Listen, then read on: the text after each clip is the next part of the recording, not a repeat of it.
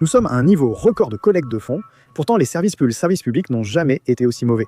Moi par exemple, je suis parti d'Espagne parce que je me suis rendu compte que les gens ne voulaient pas être libres, et qu'au final, tout ce que les gens voulaient, c'était me nuire. Et s'ils pouvaient me nuire le plus possible, c'était encore mieux. Ça me casse les couilles qu'ils ont des gens qui n'ont pas payé un putain de centime d'impôt, pas un putain de centime, qui viennent d'Afrique et on leur donne la putain de sécurité sociale. On leur donne un putain d'hôtel, on leur donne tout, et ils prennent un Espagnol qui a déjà cotisé. En plus, l'assurance en Andorre lui paie le traitement. Ils vont le pointer du doigt en disant « Ah, maintenant tu reviens ici ?» Je ne sais pas, ils auraient dû laisser ton fils mourir. Revenons sur le parcours de Sánchez depuis son arrivée au pouvoir. Il a dit pas qu'il n'allait pas accorder de grâce, mais grâce il l'accorde. Il a dit qu'il n'allait pas faire de concessions aux séparatistes, il en fait. Tu vois, il a dit qu'il ne pactiserait jamais avec Bildu. Il est au gouvernement grâce à eux. Il a dit aux Valenciens que s'il avait besoin d'aide, qu'il la demande, littéralement. C'est l'une des phrases les plus infâmes de la démocratie en Espagne.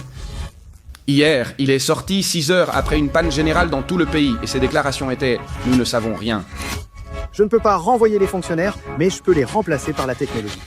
Je vais dire aux fonctionnaires de rester chez eux, ils seront payés, mais qu'ils me laissent numériser l'administration. Quand ils mourront, enfin quand ils prendront leur retraite, c'est fini, on n'en embauche plus. Vous touchez un salaire en restant chez vous? C'est être un parasite absolu de dire « Je touche un salaire en profitant d'une faille du système qui me permet d'être payé sans rien faire ». Je veux dire, comment peux-tu vivre l'esprit tranquille et dormir paisiblement en sachant que tu es littéralement un putain de parasite?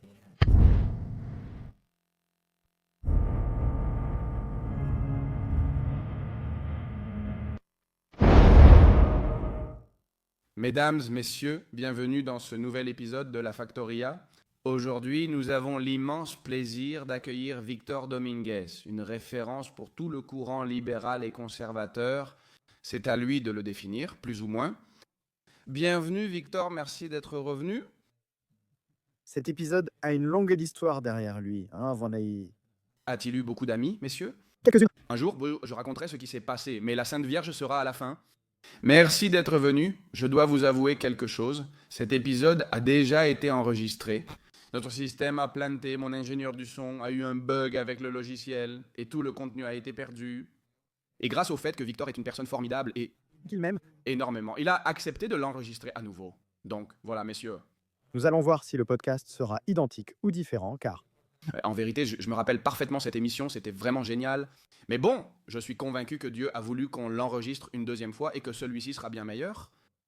Victor, je tiens d'abord à te dire que c'est de la folie. Aujourd'hui, nous sommes mardi 29 et hier, lundi 28. Et pour la première fois dans l'histoire dont je me souvienne, il y a eu une panne générale dans toute l'Espagne. Il y a quelque temps, tu as commencé à poster des mèmes d'une dame avec une allumette et une casserole en disant « Au moins, ce n'est pas le gouvernement de la... » droite ultra. Le mème est-il devenu réalité? Ce n'est pas mon mème, c'est celui de Réjon qui l'a posté à l'époque. Je n'arrive pas à y croire. Je ne me souviens plus exactement quand c'était. Il était à gauche, n'acceptait pas l'autocritique, et après un événement négatif, il a posté le même. Au moins, l'extrême droite ne gouverne pas. Et c'est littéralement ça. Écoute, je pense qu'hier aussi, ça nous montre à quel point on est dépendant du numérique en ce moment. En coupant littéralement l'électricité, tout un pays peut être paralysé. Mais Victor, une chose. Toi et moi, j'imagine, corrige-moi si je me trompe, toi et moi et beaucoup d'autres personnes qu'on peut appeler des guerriers culturels, des critiques sociaux sur Internet, comme tu veux, nous faisons face à de multiples défis, notamment ces satanées voitures électriques. Nous sommes contre cette transition écologique que veut faire l'Union européenne. Nous sommes contre la monnaie numérique, contre l'euro numérique que l'agenda veut imposer. 2030, finalement, ça nous a bien servi pour accuser et dire « Regardez, bande d'enfoirés, si les plans de ces types se réalisent, on sera encore plus vulnérable en cas de panne du réseau d'approvisionnement. Mais oui, évidemment, il y a beaucoup plus de dépendance. Le problème avec les voitures électriques, ce n'est pas tant le véhicule en lui-même, mais l'imposition forcée de cette technologie. Si vous en voulez une, achetez-la. Mais ne m'enlevez pas ma voiture à combustion si j'en veux une. Et surtout, ne fais pas une réglementation dans laquelle tu obliges les constructeurs à devoir avoir des voitures hybrides juste pour qu'ils aient des exceptions fiscales. Et ne limite pas l'accès de certaines voitures au centre de Madrid, car tu peux entrer avec une Ferrari, mais pas avec une C15, cela n'a aucun sens. Et au final, il se crée certaines dynamiques par lesquelles tu incites la majorité des gens à devoir changer de voiture pour un véhicule de ce type, alors qu'en plus, tu n'as même pas l'infrastructure totalement prête pour répondre à ce genre de demande. Et puis, pas en même temps, et c'est drôle, parce que Tu veux augmenter la demande électrique, mais tu fermes des centrales nucléaires en voulant tout maintenir avec de l'énergie renouvelable. Les énergies renouvelables sont un bon soutien, mais pas une bonne base. De plus, tu en dépends beaucoup. De la météo du jour. Le solaire pose moins de problèmes que l'éolien, car il dépend moins des conditions météorologiques. Mais au final, je pense qu'il faut couvrir toutes les options. Ce n'est pas une question de renouvelable ou non. Soyons cohérents et comprenons que le nucléaire est une énergie propre, une énergie très rentable et qui peut être la base qui soutient. Ensuite, le reste. Et ensuite, nous appuyer sur d'autres types d'énergie qui sont tout à fait faisables et qui peuvent être très bien, tu sais. Démolir des barrages n'a pas beaucoup de sens non plus, tu ne trouverais pas, lorsque l'infrastructure est déjà en place et fonctionnelle. Donc, je pense qu'au final, surtout, là, comme tu le disais avec le sujet de l'euro numérique et tout ça, il faut comprendre que le numérique est très pratique. Il ne faut pas lutter contre cela, car c'est le cours naturel des choses. Les gens recherchent toujours la commodité, il faut le comprendre. Même en leur assurant que leur argent sera en sécurité et leur appartiendra, qu'ils en seront souverains. C'est quelqu'un du milieu crypto et qui connaît Bitcoin qui te le dit. Les gens ne veulent pas ça. Ce qu'ils veulent, ce sont des choses simples et ils se fichent que l'argent ne leur appartienne pas. Ils se fichent de ne pas être libres. C'est une black pill, comme je les nomme. La black pill, c'est réaliser que la plupart des gens ne souhaitent pas la liberté. La liberté implique le désir d'être en sécurité, mais à l'intérieur d'une certaine sécurité. Ce n'est pas réel. Prenons l'exemple de Dana. Les gens pensent que l'État est là pour les aider et répondre à ce type de situation, mais ce n'est pas le cas. Ou qu'il est capable de les aider face à n'importe quel problème qu'ils pourraient avoir. Et ce que nous voyons, c'est que nous sommes à un niveau record de collecte de fonds et que les services publics sont pires que jamais. C'est curieux et au final, personne ne prend le temps d'y réfléchir. Autrement dit, ils ont une part croissante de ton argent, réduisant ainsi ta capacité d'épargne. Tu ne peux pas devenir indépendant, tu n'as littéralement pas de projet de vie et le gouvernement a plus de ton argent. Et le pays ne va pas mieux, et toi, tu n'as pas de meilleurs services publics. Mais il y a quelque chose de très dangereux, c'est que nous commencions à normaliser ce genre de choses, à normaliser, à dire que c'est comme ça. Un jour, il n'y a pas eu d'électricité toute la journée, et on a normalisé ça sans qu'il ne se passe rien. Je pense que nous sommes face à un horizon avec la question de l'euro numérique, qui devrait commencer à être introduit à partir d'octobre.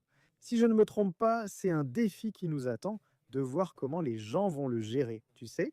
Parce que peut-être que les gens vont bien l'adopter, et si les gens l'adoptent bien, comment vas-tu à l'encontre de cette tendance générale où les gens l'adoptent bien, même si on leur dit qu'ils ne seront pas libres? Pense que nous sommes face à une population qui ne veut pas être libre. Tu mènes une bataille culturelle pour convaincre des gens qui refusent la liberté de l'accepter. Il faut être très prudent avec cela. Parce que moi, par exemple, je suis parti d'Espagne parce que je me suis rendu compte que les gens ne voulaient pas être libres. Et que les gens, au final, tout ce qu'ils voulaient, c'était me faire chier. Et s'ils pouvaient me faire chier le plus possible, tant mieux. C'est-à-dire, tu dois comprendre que le socialiste moyen. Veut te faire chier le plus possible, sans pour... Sente, il préfère que tu ailles mal plutôt que le pays aille bien. Il prend plaisir à te faire du mal, à te faire sentir que tu n'es pas à ta place et à essayer de te prendre ton argent, c'est bien ça? Tentant de trouver des moyens pour qu'il se sente mieux dans sa peau et son existence difficile. Au final, quand on mène une vie misérable, on souhaite que les autres le soient ici. En on soit aussi, on ne cherche pas à s'élever, mais plutôt à ce que les autres soient tout aussi malheureux. Alors, face à cela, tu te rends compte qu'ils ont une fausse. Disons que c'est un faux. Un message de solidarité, car en réalité, ils ne veulent pas l'être. Ils cherchent à te nuire pour s'élever eux-mêmes et dire « Moi, je vais super bien, mais je vis avec ton argent, à tes dépens et grâce à ton travail. Et toi ?»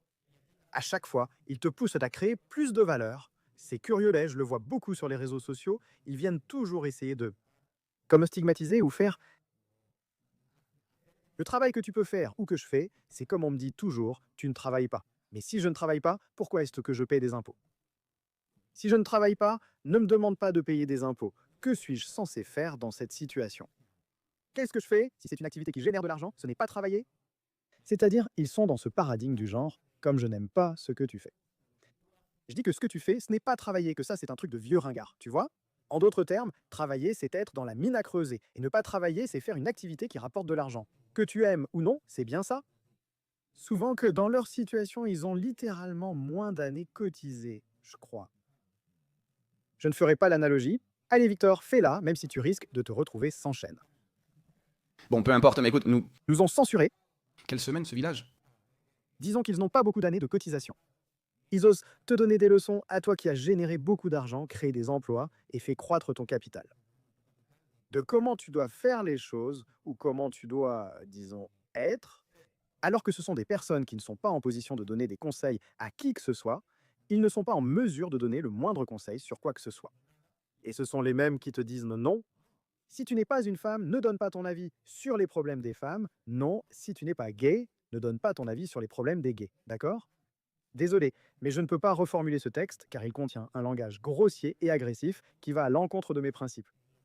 Parce que tu n'as aucune putain d'idée de comment créer une entreprise. Tu n'as jamais gagné un euro par toi-même de ta vie. Pour gagner de l'argent, tu demandes à l'État de financer ton entreprise et de subventionner le client.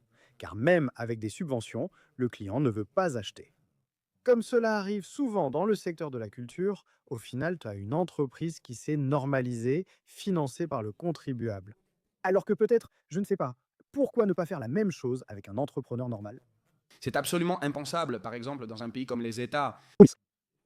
Moi, Je t'en ai parlé lors de ma visite chez X-Cancel. Je ne pense pas qu'on soit les plus grands fans d'Hollywood. Et le fait que, j'avance pas. après avoir vu cette conversation, je devrais le savoir, mais Hollywood te plaît plus ou moins? S'ils veulent faire un travail bâclé, progressiste, en mettant Blanche-Neige marron et la reine bien plus belle, s'ils veulent pas te mettre des nains qui semblent sortis d'un jeu vidéo bon marché de la PlayStation 1, eh bien, tu assumes tes risques de rendre Blanche-Neige woke, mais les pertes Les... sont assumées par le secteur privé. Ceci. Ces imbéciles veulent te faire une parodie de la guerre civile avec notre argent. Ils veulent se faire une parodie de n'importe quoi. Ils veulent se moquer des Espagnols qui ne pensent pas comme eux avec notre argent. Le plus drôle, c'est qu'ils en profitent et que nous assumons tous les pertes, car ils ne voient pas un seul euro. En plus, ça ne valorise pas leur travail. Parce qu'au final, je pense que l'artiste doit toujours être quelqu'un de libre, qui s'exprime, disons, qui... sa condition d'artiste en liberté. Et si au final, tu es subventionné par le gouvernement, comment peux-tu te prétendre rebelle si c'est littéralement le gouvernement qui te paie? Ça n'a absolument aucun putain de sens, non? J'ai discuté avec une amie proche qui travaille à la télévision, dont je tairai le nom. Elle disait que c'est de l'art et de la culture, et j'étais d'accord. Alors, je vais aussi coller une banane sur un panneau avec du scotch. Je veux que l'État me paie pour ça, car c'est de l'art et de la culture, mais ça dépend. Et ça, ils choisissent toujours les personnes. Ils ont tendance. Si Almodovar commençait aujourd'hui à critiquer Pedro Sanchez, ses œuvres seraient probablement plus alignées avec son message politique. Je te dis qu'il ne lui accorderait même pas un centime d'argent public pour ses bricolages. De plus, ça pollue le secteur en obligeant tout le monde à être pareil. S'ils veulent bien gagner leur vie, comme dans le journalisme et de nombreux autres secteurs.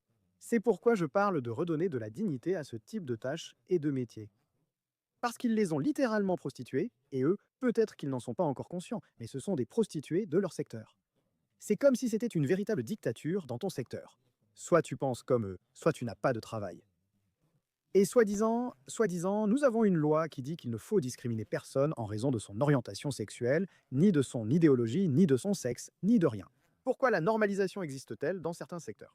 S'il y a des personnes qui pensent d'une certaine manière, cela veut-il dire qu'elles ne peuvent pas bien travailler et qu'on leur ferme la porte? C'est un sujet à aborder. De plus, ils sont également poursuivis en justice, comme Nacho Cano. On parle aussi des gens qui se revendiquent de toutes sortes de diversité, sauf la diversité intellectuelle. On parle de diversité de couleur de peau, mais il faut tous penser pareil. Il ne doit pas y avoir de diversité intellectuelle. Il ne faudrait surtout pas que ça arrive, alors qu'au final, c'est la plus importante et saine. Ils ne s'intéressent qu'à la diversité superficielle, comme toi, Tu as bien dit. d'orientation sexuelle, de couleur de peau. Je vais te dire une chose. La diversité d'identité est quelque chose d'externe. Tant que tu partages mes idées idéologiquement, sinon tu ne m'intéresses pas. C'est-à-dire, si tu es un noir de droite, tu ne m'intéresses pas. Tu ne m'intéresses pas, non? Tu es un oncle, Tom. Et je t'insulte, je t'appelle sale noir, comme Isabelle Pardo-Vera à Dongo. Voilà le problème, et cela me surprend. À Infobloggers, par exemple, ils traitent tous les gens de gauche de grosses tapettes, PD, je ne sais pas quoi, blabla. Parce qu'ils ne partagent pas leurs idées, comme être raciste, homophobe ou souhaiter un viol à une femme. Comme. Par exemple, Isabelle Diaz Ayuso, c'est justifié tant que cette personne est de droite, C'est ça. Et je vais te dire une chose, ce que j'ai vu ces derniers jours sur Twitter me paraît misérable. Un Tio Blanco est devenu père. Quoi d'autre s'est passé sur Twitter récemment? Je ne suis pas au courant. Ah oui? Eh, félicitations, mais je vais te dire une chose. L'enfant a eu un certain type de problème pour lequel ils ont dû le transférer de l'hôpital où il est né à Andorre jusqu'à Barcelone en payant l'assurance d'Andorre. Le traitement de l'enfant. Et il y a ces gens sur Twitter, comment peut-on être aussi misérable? Regarde, je vois ça, mais qu'est-ce qui s'est passé? Les gens sur Twitter sont en train d'insulter Sergio. Tu viens de nous demander des ressources, je ne sais pas ce que c'est. Il est en train de payer, non? Ce n'est pas clair qu'il est en train de payer, et il l'a déjà payé quand il était en Espagne, c'est le pire. Ça me fait vraiment chier qu'ils amènent des gens qui n'ont jamais payé. Pas un putain de centime d'impôt, pas un seul putain de centime. Qui viennent d'Afrique et à qui on donne la putain de sécurité sociale, on leur donne un putain d'hôtel, on leur donne absolument tout. Et ils prennent un Espagnol qui a déjà cotisé. En plus, l'assurance en Andorre lui paye le traitement. Ils vont le pointer du doigt en disant «Maintenant tu reviens ici».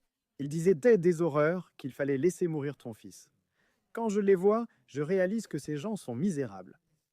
Autrement dit, je me projette dans une position idéologique similaire à la leur. Et jamais il ne me viendrait à l'esprit de plaisanter avec l'enfant de quelqu'un d'autre, ou avec la vie de quelqu'un d'autre, avec sa famille. C'est-à-dire, on parle d'une question humaine, et ces gens-là ne sont humains qu'avec ceux qui les intéressent. C'est-à-dire, si c'est un type de El Maghreb qui m'intéresse, parce que pour une raison politique, je vais jusqu'au bout. On se rendra jusqu'à une maison si besoin. Mais dire à un Espagnol qui a payé ses impôts, même si je ne partage pas ses idées, que son fils doit mourir, c'est de la folie. Mec, c'est à les attraper et littéralement, dis-le-moi en face, à moi, dis-le-moi en face, parce que ça, c'est vraiment être misérable, mec. Je regardais ça et voyais Sergio, sans rien lui dire, mais à sa place, je ne serais jamais entré dans tout ça. De plus, il s'est retrouvé en conflit. Bien sûr, il a discuté, mais dans une telle situation, il n'avait même pas à débattre avec ces gens-là. Ce sont de mauvaises personnes. J'ai vu le mauvais côté de ces gens dans le sens où je ne veux pas contribuer à ce que ces gens aient un état de bien-être. C'est-à-dire, je ne veux pas, enfin, je ne veux pas. Je souhaite quitter le système et éventuellement participer à sa démolition, mais pas pour le moment.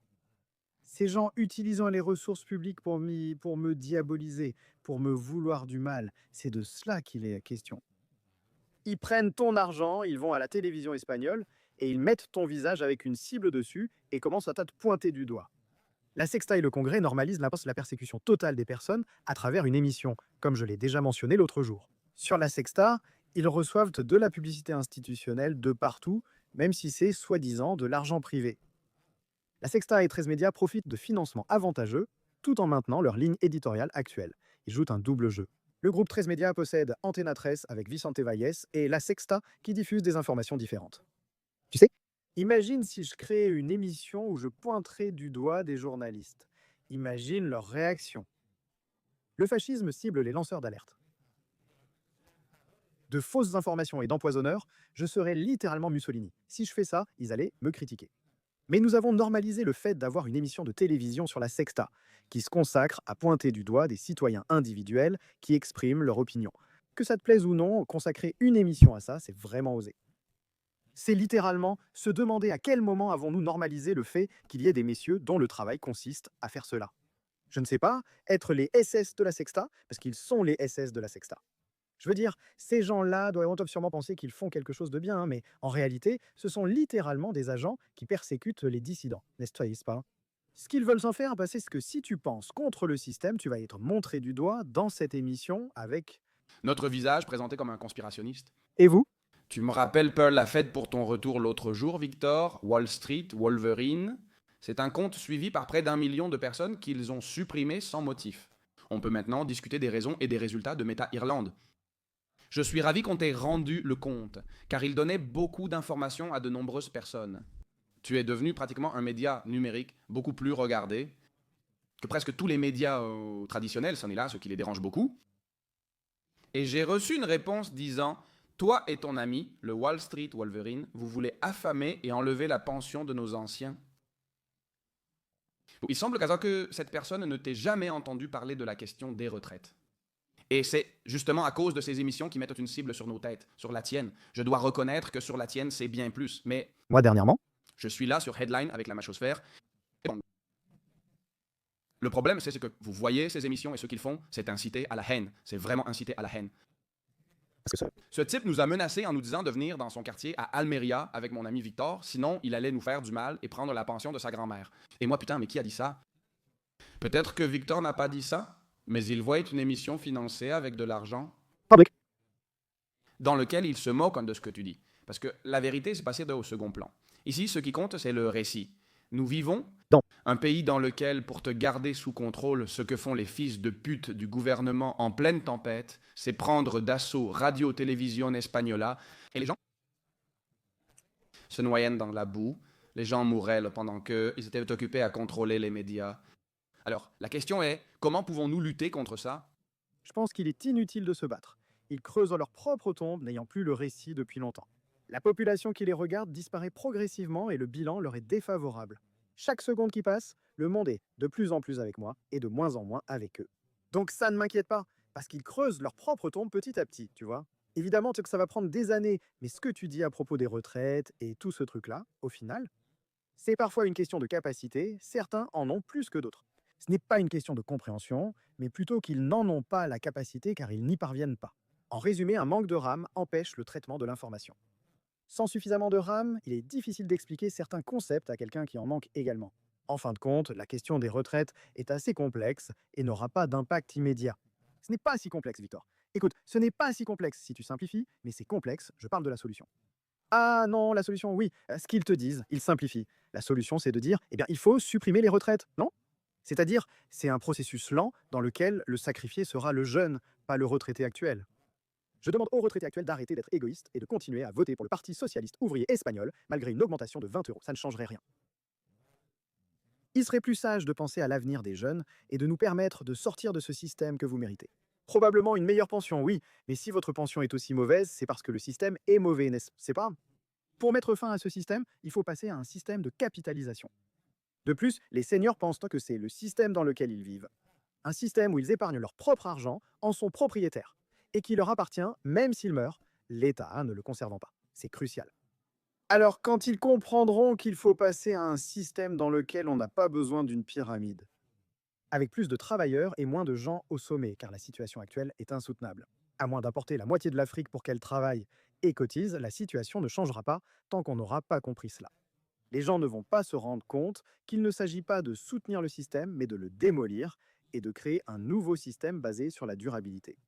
Sinon, au final, tu charges les finances publiques avec de l'argent qui pourrait être utilisé pour des choses bien plus utiles, tu vois? Parce qu'au final, si tu prends l'argent que tu dépenses, surtout en t'endettant, parce que tu ne peux pas payer les retraites actuelles, le système de retraite actuel utilise les cotisations des travailleurs en activité pour payer les retraites.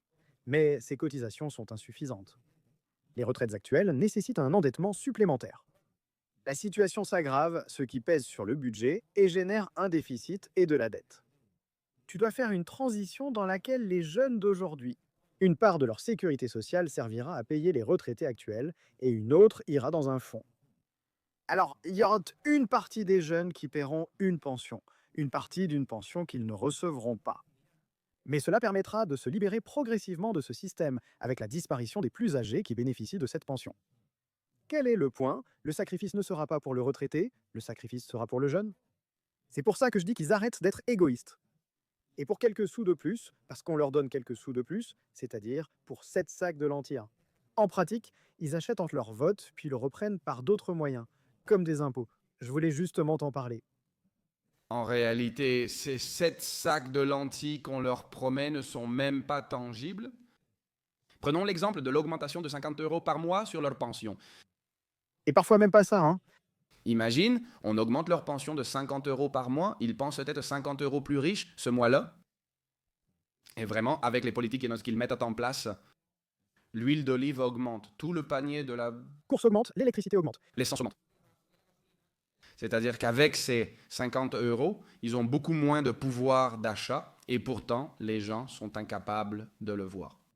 Et il faut aussi comprendre une chose, c'est que le retraité actuel reçoit beaucoup plus. Quand je dis beaucoup plus, c'est vraiment beaucoup plus que ce qu'il a cotisé, mais vraiment beaucoup plus. C'est pour ça que, parfois, ça m'énerve quand ils arrivent avec cette attitude si hautaine de «j'ai cotisé».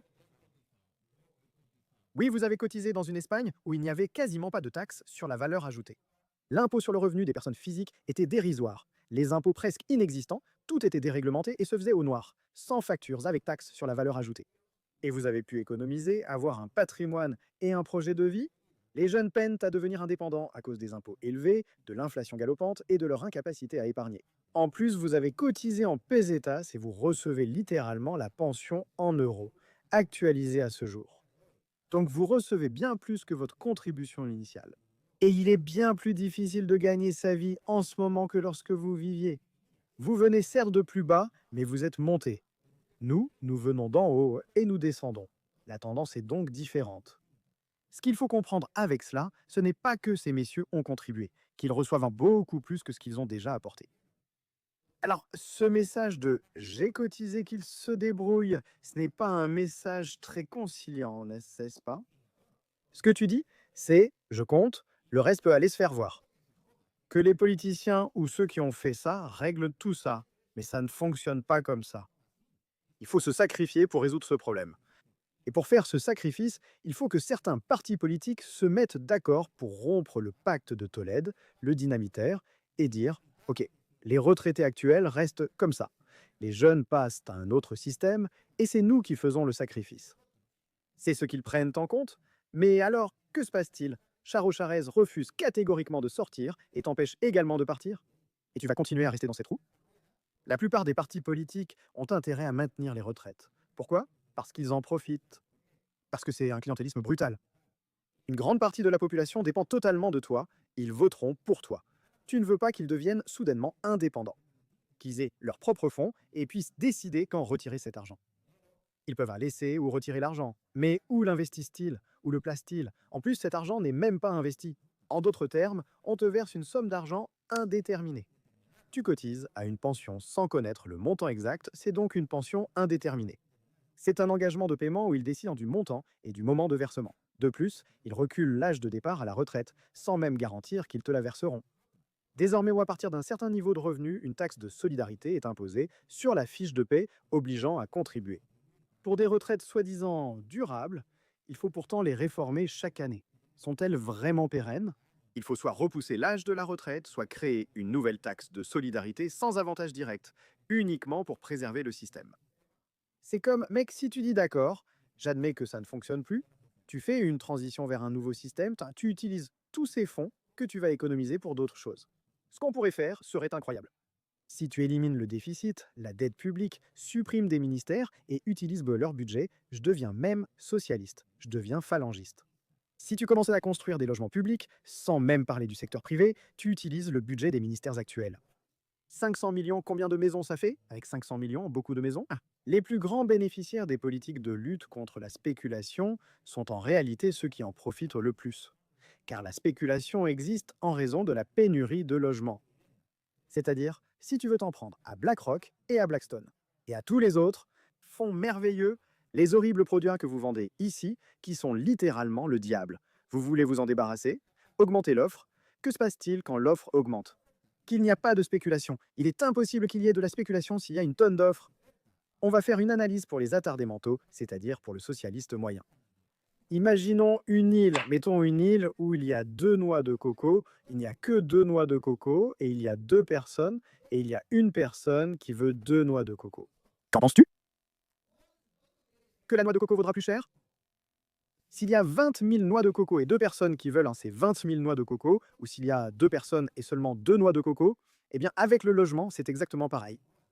Si tu crées de la rareté sur cette île, une noix de coco vaut de l'or, car il n'y en a que 2 pour 2 personnes, mais s'il y en a 20 000, elles ne valent pas autant.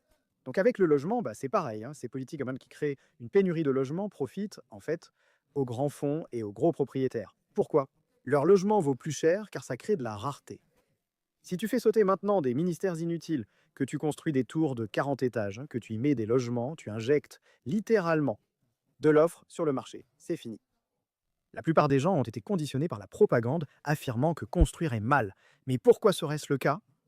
Ça crée des emplois et des revenus publics, en plus de mettre des logements sur le marché, faisant baisser les prix de l'immobilier. Exact. Et ça n'a tout simplement aucun sens. Et en plus, je vais te dire une chose. Imagine gérer l'État comme si c'était une entreprise. Tu prends les budgets des ministères inutiles, littéralement, ça, tu les supprimes. Tu prends cet argent, l'emplacement même où se trouvait le ministère, tu le démolis. Tu prends ce terrain, tu construis une tour.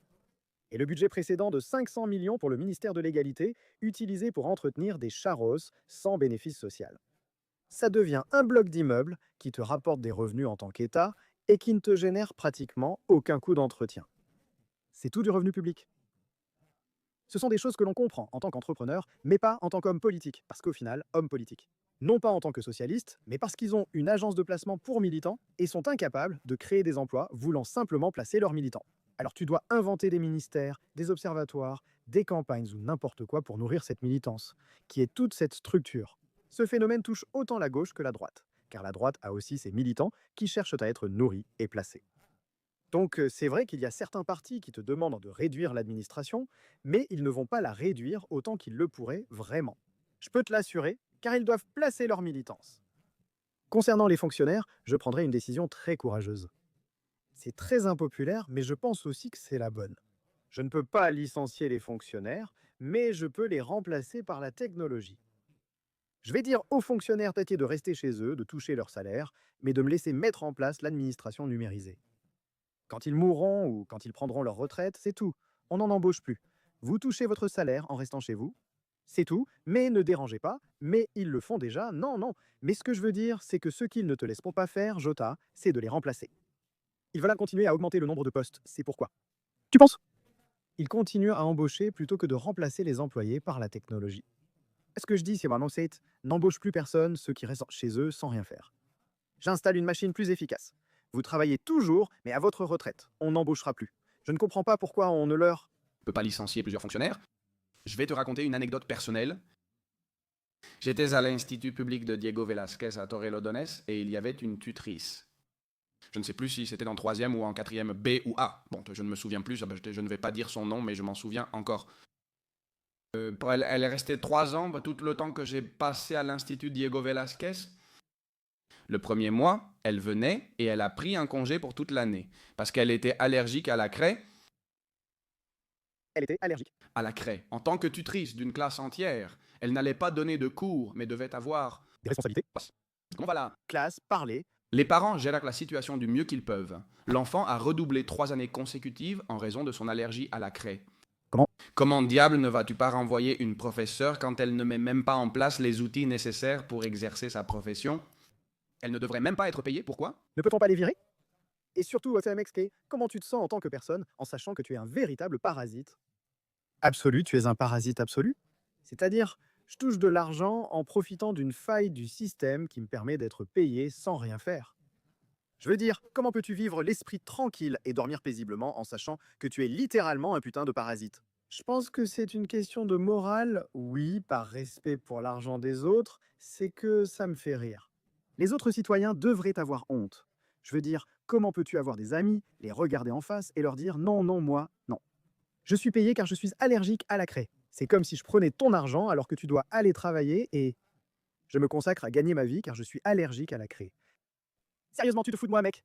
Victor, on t'a sûrement raconté des histoires d'horreur sur la fonction publique. Tu sais combien de cas similaires existent? Moi, j'ai adoré l'article, l'interview ou l'émission qu'ils ont faite. Je ne sais pas s'ils étaient belges ou allemands. Tu te souviens? Oui, à l'époque, juste après 2008, oui, c'était... Je ne me souviens plus si c'était sous Zapatero ou à l'arrivée de Rajoy. Mais c'est vrai qu'on parlait d'un sauvetage de l'Espagne et tout ça. Et ils sont venus voir comment je travaillais ou comment fonctionnait l'État espagnol. Et ils se présentaient au ministère. Ils étaient censés entrer à 9h du matin, il était 11h. Et c'est là que les gens commençaient à arriver. Il y avait des gens qui signaient et repartaient. Et le type, Le problème survient lorsque tu veux changer les choses et que tu fais face à ces personnes. Autrement dit, il faut s'adresser à des personnes qui vivent très confortablement sans rien faire et leur dire on va cesser de profiter. Ils ont des syndicalistes et tout ce système, toute cette structure. De plus, je mettrai en place une politique envers les syndicats que j'estime juste, mais qu'ils refuseront catégoriquement. Et c'est que les syndicats soient financés par une partie du salaire, qui en plus serait payée par l'employeur et qui serait volontaire.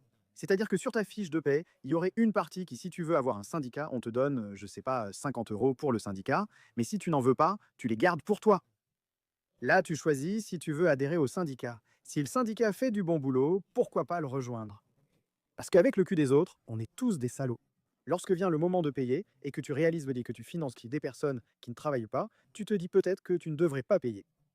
C'est là que le syndicat a intérêt à dire qu'il doit travailler et bien représenter les travailleurs.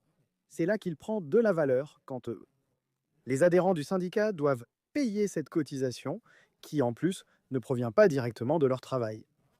On l'obligerait même à l'employeur pour qu'il n'arrive pas avec l'excuse que ce n'est pas au travailleur de le faire, que cela vienne de l'employeur.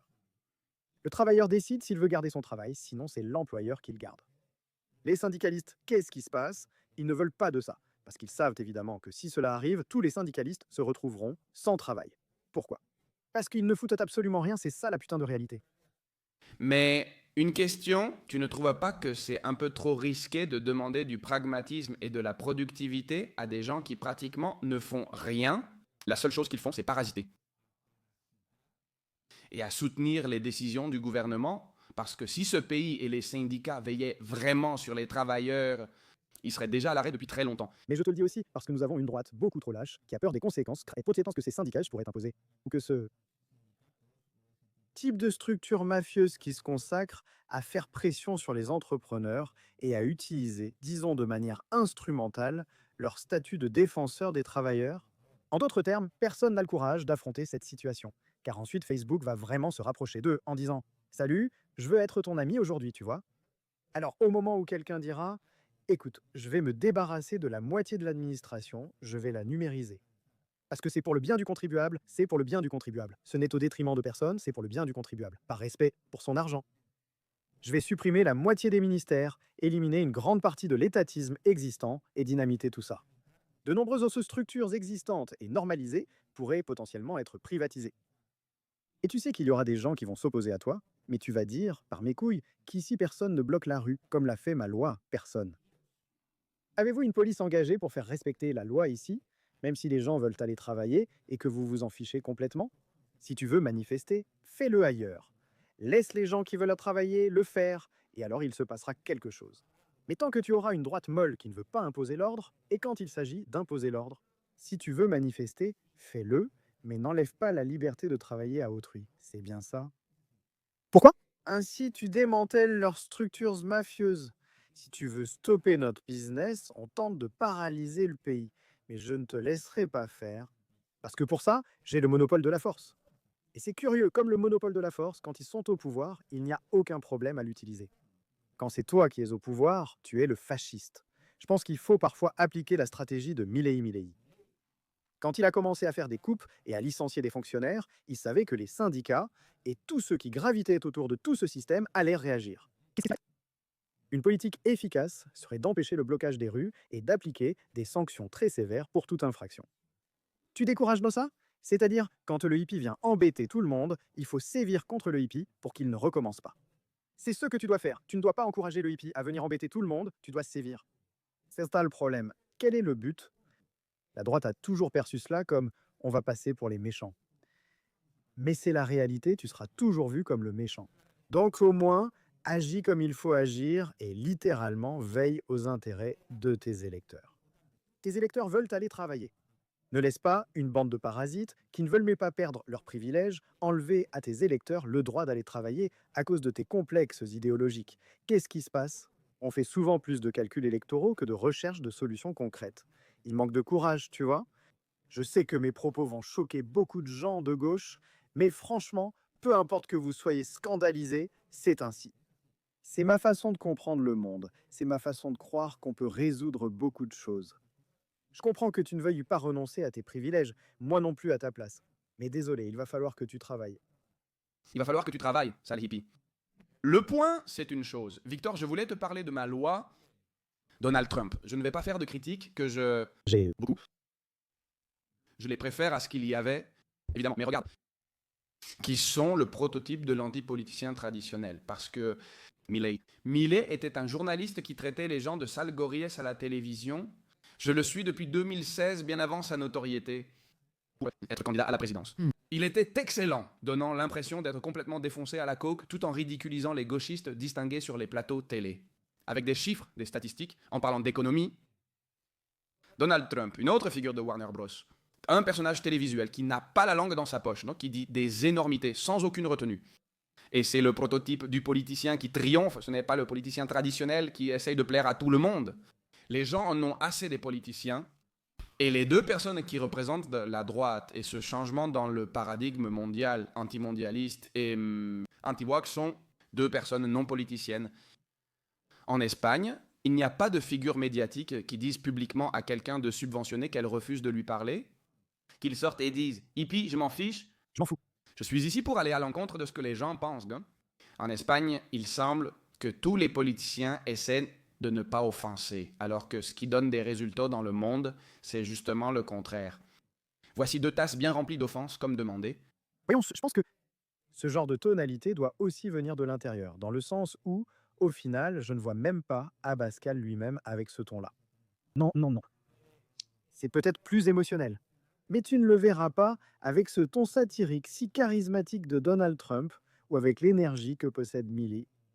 Donc je pense qu'en général, l'Espagne a des politiciens assez ennuyeux ou très corporatistes. Très du genre à caresser dans le sens du poil, Tu trouves pas? Vieux jeu? des dirigeants appréciés par Bruxelles, dans le style Trudeau, à la belle apparence et au beau discours, mais manquant de profondeur. Je crois qu'au final, ce qui arrive aux gens, c'est qu'ils en ont marre qu'on ne leur dise pas la vérité. Et quand un gars arrive et te dit la vérité, les choses telles qu'elles sont, on critique Trump pour avoir fait ce qu'il avait annoncé. En réalité, il ne fait que ce qu'il avait dit qu'il ferait. Le fait est que cela affecte les Européens et les Espagnols. De notre point de vue, c'est une vraie galère. Et puis, tu as aussi un peu comment la gauche utilise ce que fait Trump en se l'appropriant pour l'utiliser contre ceux qui l'ont soutenu d'une certaine manière. Comme si d'une certaine manière, le fait que tu partages ce que ces politiques font signifiait quelque chose. Au final, ce qu'un pays fait au niveau politique n'a pas toujours besoin d'être partagé internationalement, car chacun a ses propres intérêts. Cependant, par rapport à cela, on entre dans des dynamiques où Trump applique des tarifs douaniers que personne ne semble vraiment partager. Et il utilise son pouvoir et sa force pour contraindre d'autres nations à obtenir des traitements de faveur. Et surtout, pour incliner la balance commerciale en sa faveur, parce que c'est essentiellement ce qu'il fait. En réalité, j'ai fait quelques calculs qui, pour être vraiment honnête, tu calcules ce qu'il a fait comme calcul de tarifs douaniers. Et il mélange là-dedans un ensemble de choses qui ne sont pas seulement les droits de douane, il inclut ce qu'il considère comme des déséquilibres dans la balance commerciale. C'est-à-dire, je t'achète plus que ce que tu m'achètes. Je veux corriger cela, je l'ai déjà fait avec la Chine lors de la législature précédente pour les produits agricoles. Et ce que cherche Trump surtout, c'est d'essayer, avec sa position de pouvoir qu'il sait qu'il a, et de force, d'obtenir des traitements de faveur. Alors, comment utilise-t-il la force dans un monde de politiciens qui ne sont pas habitués à exercer la force publiquement, tu sais? C'est plutôt ça, c'est ce que je veux dire avec ce paradigme. Je comprends souvent les critiques envers Trump, notamment sur les tarifs douaniers. Mais il faut aussi comprendre qu'au final, nous vivons dans un monde où la géopolitique est également importante, où il y a beaucoup plus de facteurs que simplement l'économie. Tu sais, par exemple, l'Europe a vendu le réarmement comme une réponse au fait que Trump ne voulait pas soutenir l'Ukraine. Mais c'est plutôt une question de communication politique, parce que Trump a dit que nous finançons trop l'OTAN, je ne veux pas financer autant l'OTAN pour défendre des conflits européens. Que se passe-t-il? Trump voulait réduire le financement de l'OTAN pour se concentrer sur la diminution du déficit américain.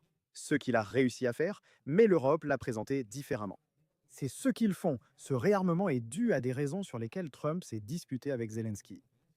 En réalité, ils ont obtenu ce que Trump voulait, réduire les dépenses de l'OTAN et pousser l'Europe à dépenser plus en armement. Je pense qu'au final, les médias traditionnels, surtout en Espagne, nous vendent l'image de Trump. Gauche comme droite le dépeignent comme un fou à de multiples reprises, car ils restent tous dans le même récit. Mais vu du point de vue américain, il parvient à attirer beaucoup d'entreprises qui viennent produire aux États-Unis beaucoup d'investissements. Qu'il le fasse de manière coercitive te plaise ou non, il le fait car il sait qu'il en a la possibilité. C'est comme dans la série Peaky Blinders. Pourquoi on fait ça? Parce qu'on peut, tu vois. Parce qu'on peut, très souvent tu utilises la force. Trump a un style politique inhabituel. Qu'on l'apprécie ou non, il joue avec les cartes qu'il a en main. Eh bien, on verra si ça lui réussit ou pas, tu vois. Il faut aussi être critique envers l'Europe, parce que l'Europe a aussi mis beaucoup de taxes. En plus, ce sont des taxes qui étaient totalement destinées aux entreprises technologiques aux États-Unis. Et personne ne s'est arraché les cheveux, tu vois, sans s'affoler. On constate souvent que ceux qui étaient les champions de la lutte contre le libre marché en font maintenant l'apologie. Quand un socialiste devrait-il se soucier des droits de douane s'il est théoriquement contre le libre-échange, considéré comme néfaste et sauvage? Donc en théorie, les droits de douane protègent l'industrie nationale et tout le reste. Ce sont des choses opportunistes, comme utiliser ce récit maintenant pour devenir un Dali du libre marché. L'affaire des tarifs douaniers de Donald Trump crée un étrange paradoxe, des socialistes critiquant le protectionnisme tandis que des libéraux le défendent. On le voit? On le voit. Je ne pense pas qu'ils le défendent, mais plutôt qu'au final, Au niveau géopolitique, ça t'arrange parce que ça t'intéresse, mais au niveau strictement idéologique et économique, ça ne te plaît pas parce que tu ne partages pas cette vision. Donc il y a ce choc de paradigme.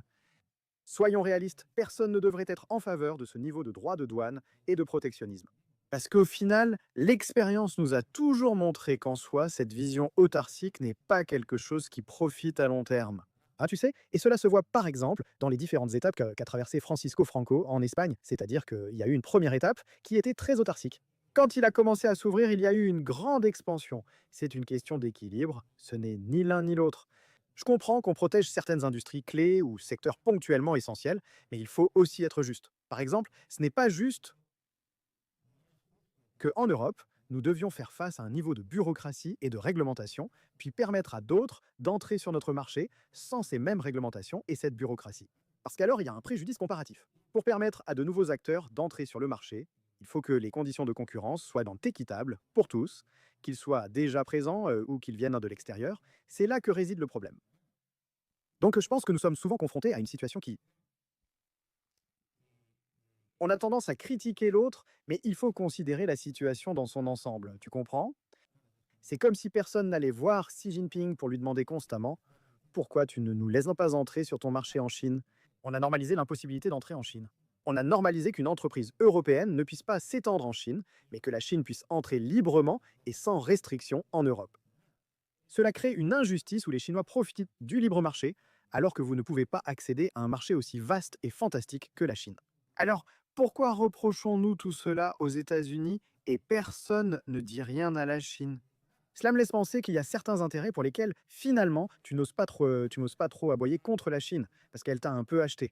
Je ne sais pas. Ou alors, il y a peut-être certains bureaucrates à la solde de la Chine pour lesquels on détourne le regard, on la laisse entrer sur le marché, les voitures chinoises ne posent aucun problème et tout va bien, mais ensuite on sort les griffes quand Donald Trump devient un peu, disons, hostile.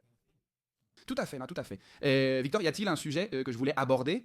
Hier, tu m'as raconté par message vocal une situation qui était arrivée à une personne à Saint-Denis lors de la finale de la Ligue des Champions en 2022. Penses-tu que toute cette immigration massive et illégale venant d'Afrique du Nord, sans aucune volonté de s'intégrer, représente un danger pour les nations européennes? Et qu'à certains moments, il semble même qu'ils méprisent les autochtones, notre tradition et la religion majoritaire qui est le christianisme? Écoute, je pense que l'immigration massive, sans filtre et sans contrôle, représente vraiment un danger. De plus, nous risquons sérieusement un remplacement culturel. Ce n'est plus une question de conspiration, mais de mathématiques. Si on fait les calculs, on se demande, veux-tu que l'Europe reste l'Europe, ou tu veux que l'Europe commence à devenir le Maghreb, ou ce que tu considères, putain, tu crois que si on maintient ces niveaux de natalité et cette proportion d'immigration avec la natalité qu'a l'Europe, elle restera l'Europe? Tu veux que l'Europe reste l'Europe? C'est la question à se poser. Voulons-nous préserver notre culture et nos coutumes? C'est moi qui le dis. C'est souvent ironique de voir qu'au niveau national, on essaye d'effacer ce genre d'attachement, mais regarde, en Espagne, au niveau régional, c'est permis. Les Galiciens, les Catalans et les Basques peuvent tous dire qu'il faut protéger et préserver leurs langues et coutumes respectives. Chacun cherche sa propre individualité. Au niveau régional, c'est pour nous diviser et nous opposer. Mais au niveau national, c'est comme si on ne devait pas protéger l'Espagne, son intégrité, sa culture et ce que nous sommes tous ensemble. Les Andalous, Canariens, Estrémènes, Aragonais, malgré nos particularités, nous formons l'Espagne. Alors, pourquoi ne protégeons-nous pas aussi cette identité dans le cadre global? Pourquoi le renions-nous? Pourquoi cela intéresse-t-il au niveau régional et pas au niveau national? Pourquoi tolérons-nous les nationalismes au niveau régional et ne les tolérons-nous pas au niveau national? Je vais te l'expliquer, je crois que j'ai la réponse, et sans peur de me tromper. Un nationalisme, un sentiment de patriotisme, un sentiment d'amour pour tes racines, un sentiment d'amour pour ta société, pour ton histoire, cela ouvrirait les yeux de beaucoup. Car si tu es fier de ton passé, si de la fierté pour ce que tu pourrais devenir et que tu vois la situation actuelle dans laquelle tu es, les gens peuvent agir, les gens peuvent devenir violents, les gens peuvent se rebeller contre lui, le système. J'ai adoré une phrase dite par le possible futur pape africain Robert Sarah qui a dit Lorsqu'un arbre a les racines pourries, il tombe. Et dans toute l'Europe, notamment en Espagne, en particulier, un plan extrêmement détaillé a été mis en place pour couper et mutiler nos racines chrétiennes. Alors, je pense que ce manque de cohérence par rapport à l'identité régionale et à l'identité nationale, Cela vient parce que la régionale, ce qu'elle fait, c'est diviser le pays. cela fait que Nous soyons chacun dans nos petites batailles et que nous n'allions pas tous ensemble vers un port commun, qui est nous allons essayer d'avoir une société prospère, nous allons essayer d'avoir un État qui fonctionne réellement, nous allons essayer de revendiquer ce qui nous appartient. En revanche, si c'est au niveau national, cela... est très dangereux pour le système lui-même. Victor, je ne sais pas comment tu vois les choses. Voyons, pour revenir un peu sur le sujet que tu évoquais tout à l'heure, concernant l'immigration par exemple. Au final, il ne faut pas avoir peur de l'immigration, mais plutôt de l'intégration. Sans contrôle, filtre et bons incitatifs, c'est là-dessus qu'il faut être vigilant. Et cela, au final, je pense que ça passe par l'intégration et l'assimilation au sein du pays. De Val, moi je vais dans un pays et j'essaye de m'assimiler dans ce pays autant que possible. Je ne viens pas dans un pays pour vivre littéralement en parallèle à la société, en créant mes ghettos avec mes propres règles, mon identité et mes normes. Et ça devient banal, tu sais. Et c'est là le point, dans le sens où je pense que si nous commençons à avoir un filtre approprié autour de l'immigration, surtout pour créer des incitations afin que les gens viennent contribuer et non pas détourner des ressources, nous devons cesser de simplement venir et de dire « Oh le pauvre ». Nous avons normalisé le fait que certaines personnes reçoivent de l'argent public sans avoir contribué un seul euro, ce qui ne devrait jamais arriver. C'est-à-dire, cela, pour te donner un exemple, en Andorre, c'est impensable. Tu peux recevoir de l'argent public au moment où tu as contribué un minimum, sinon tu ne reçois rien, rien du tout, on ne te remercie même pas. Je trouve ça formidable, c'est comme ça que ça devrait être, alors qu'on a normalisé le fait que des gens de l'extérieur viennent sans avoir contribué à quoi que ce soit. On doit leur donner comme si on était une organisation non gouvernementale mondiale, comme des idiots, ça n'a aucun sens. Qu'est-ce qui se passe? La majorité des gens qui promeuvent tout ça, ils ne se rendent vraiment pas compte de combien d'argent on leur prend en impôts. Comme ils n'en sont pas conscients, ils n'ont pas à le payer et ça ne leur fait pas mal. Pourquoi? Quand on te paie un salaire, tu penses au montant reçu, mais tu ne vois pas combien de ce salaire part vraiment. Ou comme cela arrive à quelqu'un qui est entrepreneur, eh bien tu n'as pas cette conscience-là. Je pense qu'il ne faut pas compliquer l'immigration, mais plutôt attirer une meilleure immigration qui soit filtrée et faciliter l'arrivée de l'immigration légale. Avec de bons incitatifs et un contrôle, j'ai toujours été partisan d'un permis de 3 mois pour l'immigrant légal, dans lequel, si tu trouves du travail et que tu démontres que tu n'as commis aucun délit et que tu remplis vraiment les conditions minimales, tu restes, et en plus toutes les portes te sont ouvertes pour continuer. Pourquoi? Parce que tu m'as prouvé que tu viens et que tu travailles déjà dès le premier jour en cotisant. Tu as cotisé ces 3 mois en ce qui concerne le travail, et vas-y. De plus, tu as montré un certain niveau de culture et d'assimilation, révélant une bonne prédisposition de ta part, sans commettre de délit. Une question. Celui qui est entré illégalement, par exemple en escaladant la clôture à Ceuta, qu'est-ce que tu ferais avec lui? Qu'est-ce que tu ferais Avec lui? Par où est-il venu? Pourquoi? Parce que cette personne a déjà commis un délit en franchissant illégalement une frontière, ce qui surprend vraiment beaucoup de gens. Mais Jota, ce que je souhaite, c'est que tu réalises qu'il ne devrait pas être nécessaire de franchir une clôture. C'est-à-dire, viens avec tes papiers en règle, dis-moi qui tu es, dis-moi où tu vas être, donne-moi ton identité, et tout ce que je te demande, je vais te laisser entrer. Dans 3 mois, viens me demander des explications pour un renouvellement. Le base? Par exemple, en Australie, Tu ne peux pas y aller si tu n'as pas un minimum d'argent pour... la location d'un logement dépend des besoins du pays. Par exemple, si actuellement le pays a besoin de travailleurs peu qualifiés, eh bien, il faut les attirer, mais de façon adéquate, tu comprends. Non, je ne comprends pas ton point de vue, Akel. Le point, c'est que je comprends qu'il y ait des gens qui disent pourquoi y a-t-il des Espagnols qui ne font pas ces travaux? Ils ne sont pas là. Payer dignement, Victor, s'ils étaient bien payés. Mais voilà le problème. Payer dignement ce travail implique d'augmenter considérablement les coûts pour celui qui produit ce type de produit. Es-tu prêt, toi, en tant que consommateur, à payer aussi plus cher? C'est ça la question. C'est là que ça se complique. Tu veux que les Espagnols paient plus cher pour qu'ils soient mieux payés? Il est nécessaire de réduire la marge des producteurs agricoles. Cela signifie-t-il que les agriculteurs doivent vous répercuter ce coût? Bien sûr, donc tu veux que ce soit les Espagnols qui le fassent, mais tu vas aussi devoir payer le produit plus cher ou rendre l'industrie plus efficace. Je suis d'accord, mais il faut être cohérent avec ses positions. Ce que je veux te dire, c'est qu'au final, si tu mets en place des mécanismes légaux d'immigration qui te permettent de contrôler que les gens arrivent légalement et que tu puisses les contrôler, tu dois me fournir ton adresse, un lieu où je peux te récupérer, ton nom, et je dois être en mesure de te contrôler. Tu as un permis de 3 mois pendant lesquels je vais évaluer tes performances. Si ce que tu fais me convient, tu restes 3 mois de plus, sinon tu repars. Cela crée de bons incitatifs, car celui qui vient doit travailler ou partir, comprends-tu? Le problème survient lorsque des inconnus arrivent, sans savoir ce qu'ils font, qui ils sont, d'où ils viennent, ni s'ils ont un casier judiciaire. Tu ne peux ni les localiser, ni les renvoyer, parce que si dès le début tu sais d'où ils viennent, tu peux aussi les renvoyer. Et à la fin, il te signe un engagement disant que si dans 3 mois, je ne renouvelle pas ça, je te renvoie d'où tu viens et je te laisse entrer légalement. Tu dois simplement prouver que tu contribueras à mon pays. Le problème survient lorsqu'on refuse l'immigration de personnes bien intentionnées qui souhaitent contribuer ou investir, tu comprends? Et tu fais tout le contraire, tu génères mieux d'un type d'immigration qui vient juste profiter de ton état-providence et tu as des gens qui font des tutoriels pour demander des aides. Tu as des enfants? Les discours sur les immigrants doivent cesser. Je t'assure que si tu coupes tout ça à la racine, une grande partie des immigrés qui ne contribuent pas vont s'auto-expulser.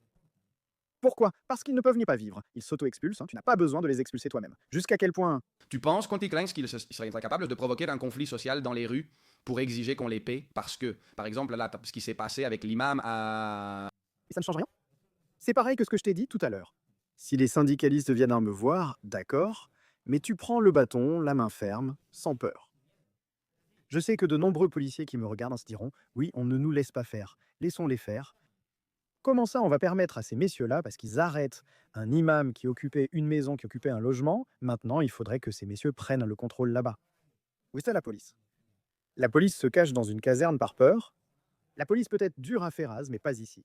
Soyons durs, car nous ne le sommes pas assez. Nous devons protéger ceux qui prennent des risques. Le pouvoir dans une localité et impose leurs règles, et pour ceux qui manifestent là-bas à Ferraz. Ils sont dangereux et il faut les frapper là-bas avec du gaz, du poivre et tout le reste, gaz lacrymogène et tout ça. Je pense que la police aimerait faire d'autres choses, mais on ne le leur permet pas. Et aussi très souvent, je pense que beaucoup de policiers se sentent frustrés. Dans une situation où ils savent pouvoir faire plus, ils sont conscients que les choses pourraient être faites différemment. Mais tu as un gouvernement qui instrumentalise tout cela et qui place des responsables politiques au sein de la police. Des personnes qui ne sont pas des policiers dans l'âme. C'est celui qui est au-dessus qui fait obéir. Tu viens d'ouvrir un vrai sujet. C'est un thème qui m'intéresse énormément. Je salue Sergio Luque et beaucoup de policiers avec qui j'ai une relation exceptionnelle. Mais je suis très sceptique quant au travail de la police. Tu veux que je t'explique pourquoi? Au bout du compte, les policiers dépendent du ministère de l'Intérieur et de Marlaska. Ils risquent la suspension d'emploi et de salaire, ce qu'aucun d'entre eux ne voudra. C'est la raison pour laquelle ils ont agi comme ils l'ont fait à Ferraz, par exemple. Et je te garantis, parce que je l'ai vu dans leurs yeux, que beaucoup avaient envie de quitter l'uniforme et de venir avec nous. L'un d'eux, un abruti, a commencé à me fouiller de manière très désagréable. Toi, mets-toi là-bas, et un autre est arrivé et m'a dit « Tranquille, va là-bas, ne faites pas d'histoire. » Dans son regard, je percevais de l'approbation et de l'espoir que nous puissions agir. De quoi? Ça a servi? Absolument à rien pendant la pandémie? Merde, mais un bip sonore. De plus, il giflait les jeunes qui achetaient une bière à l'épicerie asiatique. C'est-à-dire, jusqu'à quel point ne sont-ils pas un outil du système pour nous maintenir unis et dans la merde la plus totale? Mais c'est comme tout, si le système est adéquat, eh bien ils auront. Comment? Comment ferais-tu un système? C'est ça la question, Victor. Comment ferais-tu un système dans lequel la police ait le devoir et l'autorité d'agir? Même contre un gouvernement qui a mis de côté les intérêts généraux de la population? Je ne maîtrise pas vraiment ce sujet, pour être honnête. Je n'ai pas de connaissances approfondies sur le sujet, mais c'est une question légitime que je me pose. Au final, je ne sais pas vraiment. Je pense qu'il peut effectivement exister un mécanisme par lequel, si un gouvernement dépassait vraiment certaines limites fondamentales, il pourrait finir par agir contre lui. Mais sinon, moi je l'établirais comme une entité totalement indépendante et une séparation des pouvoirs qui sépareraient aussi, disons d'une certaine manière, la sécurité. Tu vois, dans lequel il y aurait des postes qui ne devraient pas être politiques et qui ne seraient pas attribués par des politiciens, mais par les citoyens ou la police elle-même. et qu'ils agiraient de manière indépendante, avec une loi convenue entre les citoyens et le pouvoir politique. Le seul problème est que c'est très compliqué, car au final, c'est notre des perspectives contradictoires entre de nombreuses personnes. D'autres personnes, pour des raisons politiques, croiront que la police fait un travail exceptionnel. Mais nous sommes biaisés parce que nous pensons que cela n'est pas approprié. Aussi, par exemple, je t'emmène ailleurs, le syndicaliste qui sort pour se défendre parce qu'on lui a enlevé son allocation et le policier envoyé par moi le renvoie chez lui, bien au chaud. Il pensera que la police agit contre lui. Alors, voyons-nous la police d'un point de vue plus partisan que ce que nous aimerions que la police fasse ou ne fasse pas. En fin de compte, il faut établir des règles claires pour la police en précisant ce qu'ils doivent faire et comment le faire. Le point, c'est que nous sommes arrivés à un moment où l'on a tendance à utiliser la police, les corps généraux de l'État, les corps et forces de l'État de manière instrumentale pour les intérêts du parti. Et au moment où tu as la police avec des gens qui sont littéralement du parti, placés par le parti, et que ceux qui prennent les décisions sont ceux du parti, c'est là que le problème arrive. Comme le mentionne parfois Samuel Vasquez, c'est un changement de modèle de police où il n'y aurait plus de politiciens au sein des institutions policières. Et qu'ils prennent des décisions concernant la sécurité des citoyens en fonction d'intérêts politiques.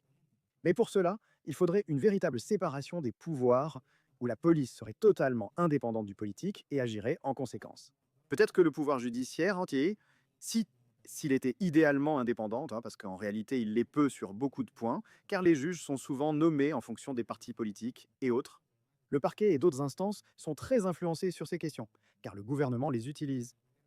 Nous faisons face à une décadence des institutions, contaminées par le pouvoir politique. Cela mène à la situation actuelle. Bien sûr, c'est ce que tu aimerais que la police fasse. Mais évidemment, qu'est-ce qu'on devrait faire pour que la police arrête de le faire? Qu'elle attaque tous les manifestants au siège de Ferraz et qu'elle le brûle? Beaucoup trouveraient en cela amusant et diraient que c'est peut-être ce que le Parti socialiste ouvrier espagnol mérite, selon leurs actions. Mais cela ne relève pas de l'ordre public, parce que sinon, d'un autre côté, si on pensait aussi que, je ne sais pas, que le PP a fait quelque chose de mal. Si un membre du PP apprécie les actions du Parti socialiste ouvrier espagnol, mais désapprouve celles du PP, devrait-on autoriser la même chose au sein du PP? Donc au final, le policier doit maintenir l'ordre public. Et maintenir l'ordre public, c'est protéger la propriété privée. Oui, oui. Mais c'est pour ça que je te dis, parce que c'est utilisé de manière partisane, je te dis que je te le porte, je fais l'avocat du diable. Dans le sens où, au final, la publicité. La police doit obéir à l'ordre public. Et l'ordre public, c'est essayer qu'il n'y ait pas de trouble, essayer qu'il n'y ait pas d'attaque contre la propriété privée. Ce qui ensuite aussi, je suis d'accord pour dire qu'elle n'est pas protégée, mais ce que je te dis, c'est que le problème, c'est que la police est instrumentalisée et infiltrée par des politiciens et dominée par des politiciens. Je pense qu'il faudrait donner de l'indépendance pour que les personnes qui ont vraiment la vocation de policier puissent être policiers et exercer en tant que policiers. Sans qu'un politicien leur dise attention avec les vendeurs à la sauvette et d'autres sujets. Que, selon le jugement du policier, en tant que personne formée à cela, il décide en fonction de directives générales de l'ordre public ce qu'il faut faire. Peu importe mes intérêts politiques, ici, nous avons des règles et elles sont ce qu'elles sont. C'est-à-dire, si vous ne pouvez pas vendre dans l'espace public sans licence, pourquoi certains oui et d'autres non? Pourquoi certains sont-ils considérés comme des pauvres petits? Les règles doivent être respectées par tous. Donc, établir ces exceptions ou agir avec plus d'indulgence dans certaines zones ou ne pas trop intervenir dans d'autres provoque cette situation. En fin de compte, ce sont des directives politiques. Je pense que le policier doit suivre la loi et ce qu'il a appris. Qu'il y a maintenir l'ordre public indépendamment du fait que tu sois d'un côté ou de l'autre. Point. L'état de droit est beaucoup trop affaibli en Espagne, c'est que il n'existe littéralement pas. Les juges et le procureur général sont nommés de manière quasiment arbitraire. En ce moment, il y a le sujet... Je vais aussi lancer un sujet épineux. Pour que tu sois comme les juges. Au final, le juge n'est qu'un interprète de la loi, c'est comme l'arbitre de la loi. Mais si tu donnes aux juges des lois pourries, tu ne peux pas avoir de justice si ceux qui font les lois font des lois pourries. Je suis d'accord. Pourquoi? Parce que si une Irène Montero arrive et te met des lois qui sont littéralement des aberrations, que ceux qui défendent ce qu'ils font avec la présomption d'innocence, littéralement. La meilleure chose qui pourrait leur arriver, c'est le karma qui arrive à beaucoup de membres de Podemos avec ces lois. Putain, c'est que... Tu as aimé le mème sur le cartel de Wall Street récemment? Non, ce n'est pas un mème, c'est la réalité. C'est le pire, c'est toi qui as mis le mème en haut? Oui. Ce que je veux dire, c'est que ceux qui défendent ces aberrations devraient être les premiers à les subir vraiment. Ouais, ouais. Attention, Victor, ils le font. Oui, et j'espère qu'ils en souffriront encore plus, et qu'ils en souffriront vraiment, tu sais, parce que je comprends ton point de vue, mais il faut garder les pieds sur terre. C'est vrai qu'en théorie, le pouvoir judiciaire est indépendant, mais le juge reste un interprète de la loi qui décide qui est coupable ou non. Mais la loi, au final, qui la dicte? Les politiciens? Les politiciens dictent les choix malgré les procédures. Qu'en est-il des partis politiques? Mais si tu proposes des lois, imposes des lois pourries à des juges qui peuvent être dignes, les juges sont obligés d'appliquer des lois pourries, parce que c'est leur travail. Je dois appliquer cette loi problématique qui oblige un juge à réduire la peine ou libérer des agresseurs sexuels condamnés. Parce qu'il y a eu une incompétente qui ne sait pas faire une loi, alors ce qui se passe, c'est que même si tu as l'indépendance judiciaire, si en plus tu n'as pas de vrais politiciens, qu'ils promulguent que des lois adéquates et que ces lois passent en des filtres minimaux pour qu'il n'arrive pas ce qui s'est passé avec la loi seulement oui, c'est oui. Même avec de bons juges, si les lois sont mauvaises, cela ne change rien. De plus, de mauvais politiciens proposant des lois pourries ne peuvent être compensés par de bons juges. Ensuite, il y a aussi un autre sujet dont on ne parle pas. Le gouvernement viole la Constitution et il ne se passe rien. Il ne se passe rien. C'est comme, ah, bon, une question. Je pense que c'est arrivé très souvent. Je pense que c'est arrivé très souvent avec Pedro Sanchez, c'est l'une après l'autre. Bien sûr, et c'est normalisé, il ne se passe rien, il ne se passe rien, oui. Une question, Victor, que je veux te poser, la figure politique de Pedro Sanchez. Les gens le détestent énormément, moi peut-être encore plus que les autres. Mais en y réfléchissant calmement, ce salaud est immortel. Mais il est immortel parce qu'il ne lâche rien. Il a du culot, alors, quand tu es un culotté? Et jamais. Beaucoup profitent de l'honnêteté des autres. Quand tu admets t'être trompé, certains utilisent ta franchise pour te le reprocher. Mais si tu dis que tu ne t'es jamais trompé, personne ne peut rien te reprocher car tu es infaillible. De profiteurs et de moutons qui consomment ça? Oui, mais c'est que... Revenons un peu sur le parcours de Sanchez depuis son arrivée au gouvernement. Depuis qu'il est arrivé au gouvernement, il accorde des grâces aux séparatistes malgré ses promesses. Et il est au gouvernement grâce à Bildu, alors qu'il avait dit ne jamais pactiser avec eux. Il a dit aux Valenciens que s'ils avaient besoin d'aide, qu'ils la demandent. Littéralement, c'est l'une des phrases les plus infâmes de la démocratie en Espagne. Hier, il est sorti 6 heures après une panne générale dans tout le pays. Et les déclarations sont « On ne sait rien, mec !»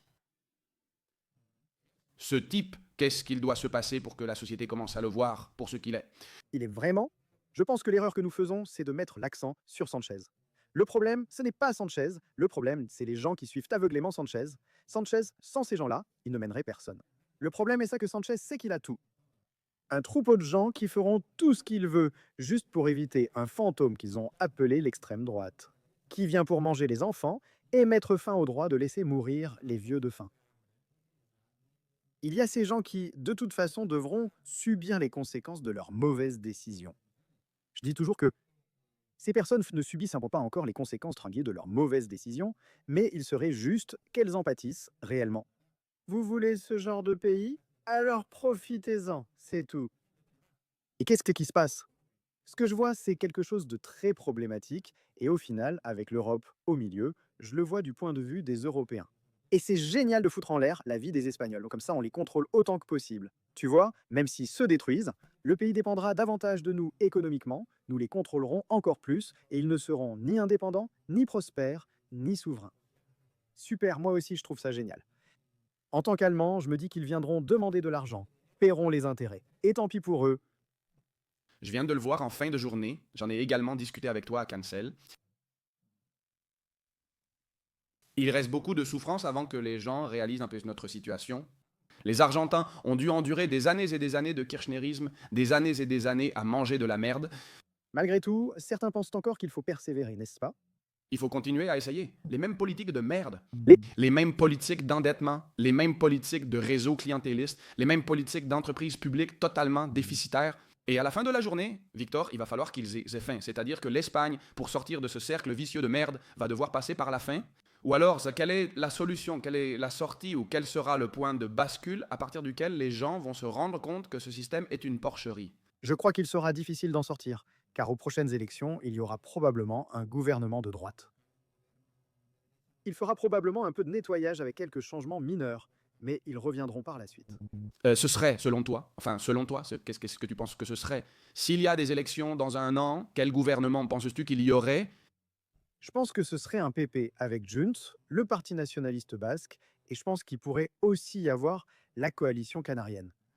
Un de plus parmi ceux-là, je ne sais pas combien il y en aurait, mais comme eau. Pas du tout, parce que le PP est... Je pense que Vox pourrait accepter une alliance avec le PP, mais j'espère qu'ils seront assez intelligents pour ne jamais entrer dans un gouvernement avec eux. Sinon, ils finiront. Pourquoi tu dis? Ça. Pourquoi tu penses que ce n'est pas un bon choix pour Vox? Parce que s'ils entrent dans le gouvernement, ils vont être, disons, éclaboussés par tout ce que le PP ne voudra pas faire. Cela va créer une situation similaire à celle vécue par Podemos.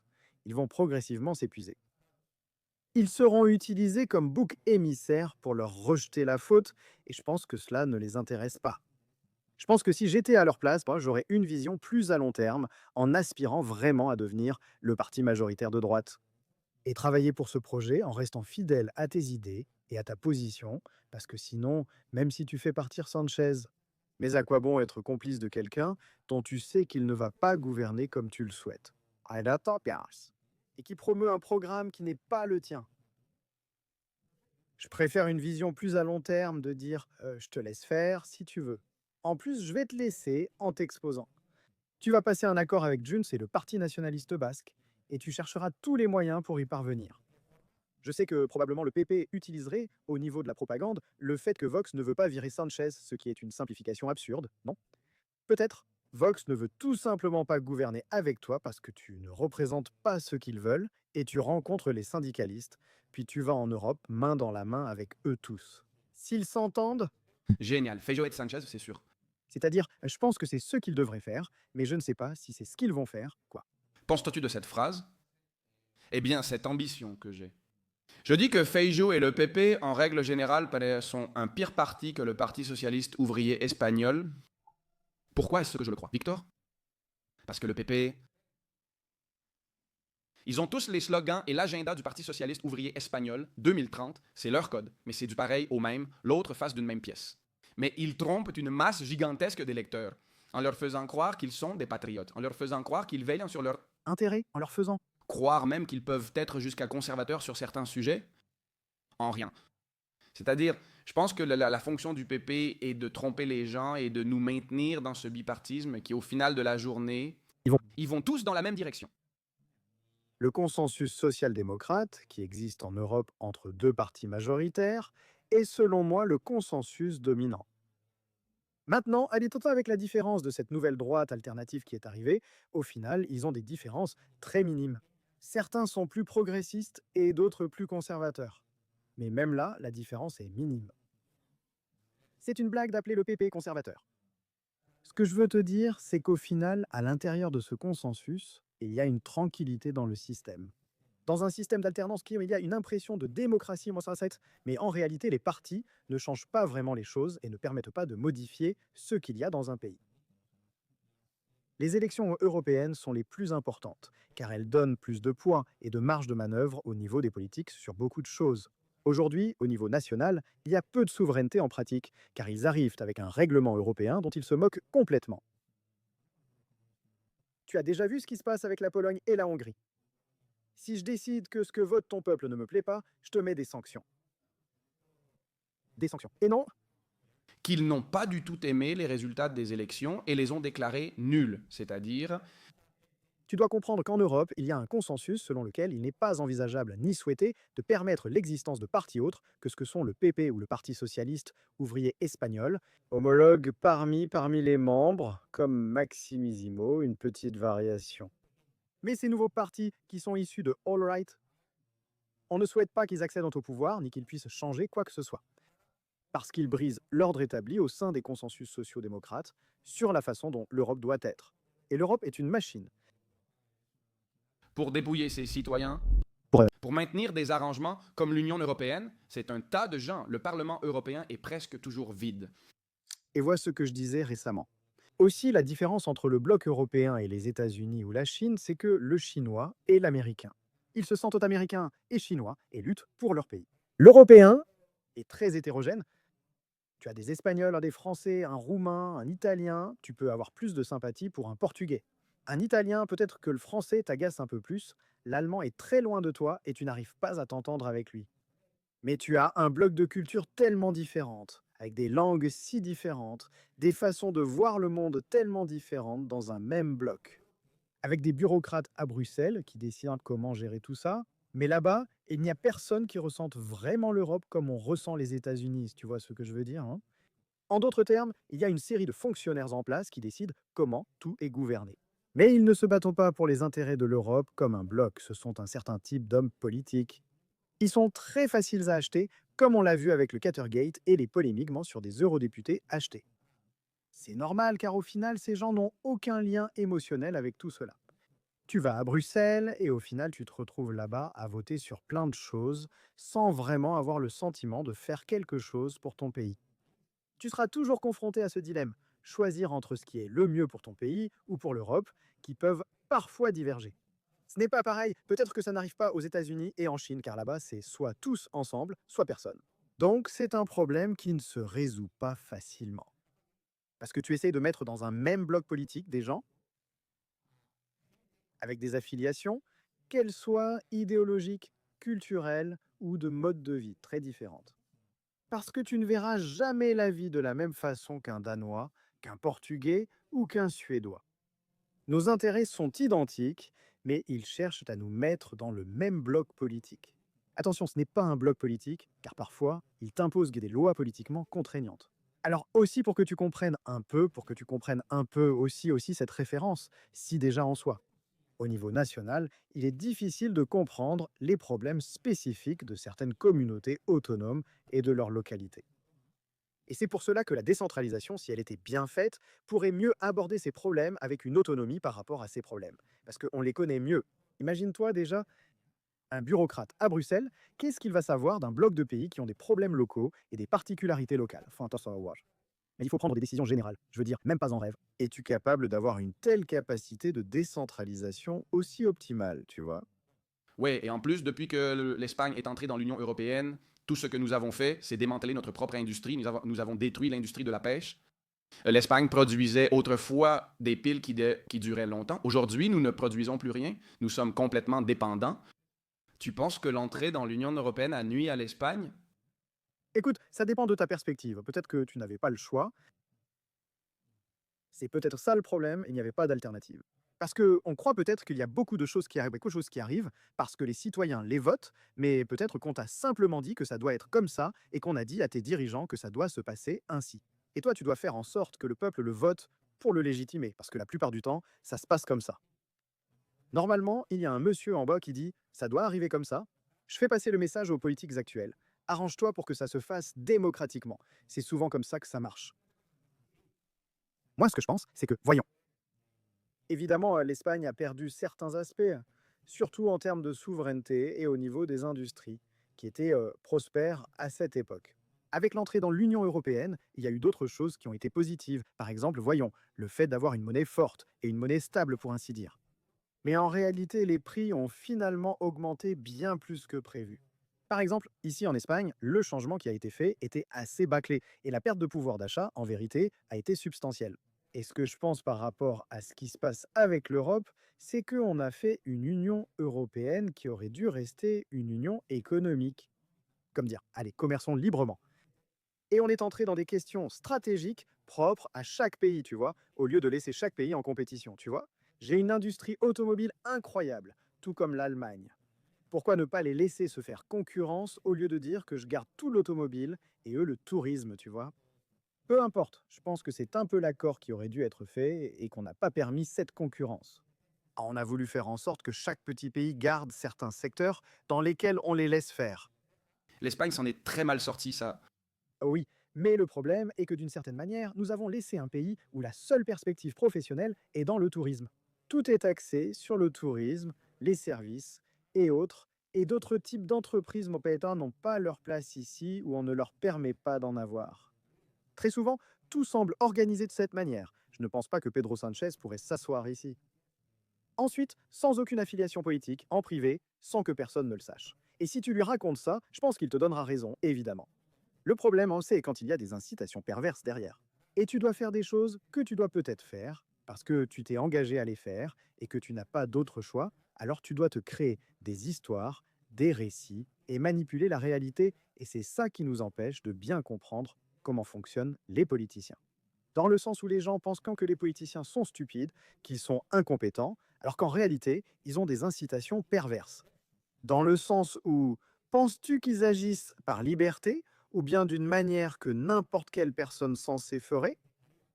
Mais quand tu découvres vraiment ce qui se passe derrière la politique, tu te rends compte qu'il y a beaucoup plus de mécanismes et de personnes avec bien plus de pouvoir derrière que les politiciens.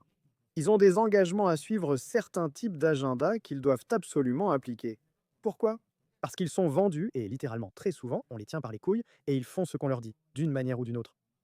C'est pourquoi on ne comprend souvent pas ce qui se passe. Comment se fait-il que cela ne puisse pas arriver? Et c'est là que je reviens un peu sur le sujet du logement, c'est-à-dire pourquoi quelque chose d'aussi simple n'est-il pas compris? Si ce n'est pas compris, c'est probablement parce que quelqu'un n'a pas intérêt à ce que l'offre augmente. Et il vit très bien avec une offre limitée et des loyers très chers. Voilà le point. Victor, il y a un sujet qui m'inquiète beaucoup, c'est la polarisation de la société. Les hommes opposés aux femmes à travers le féminisme.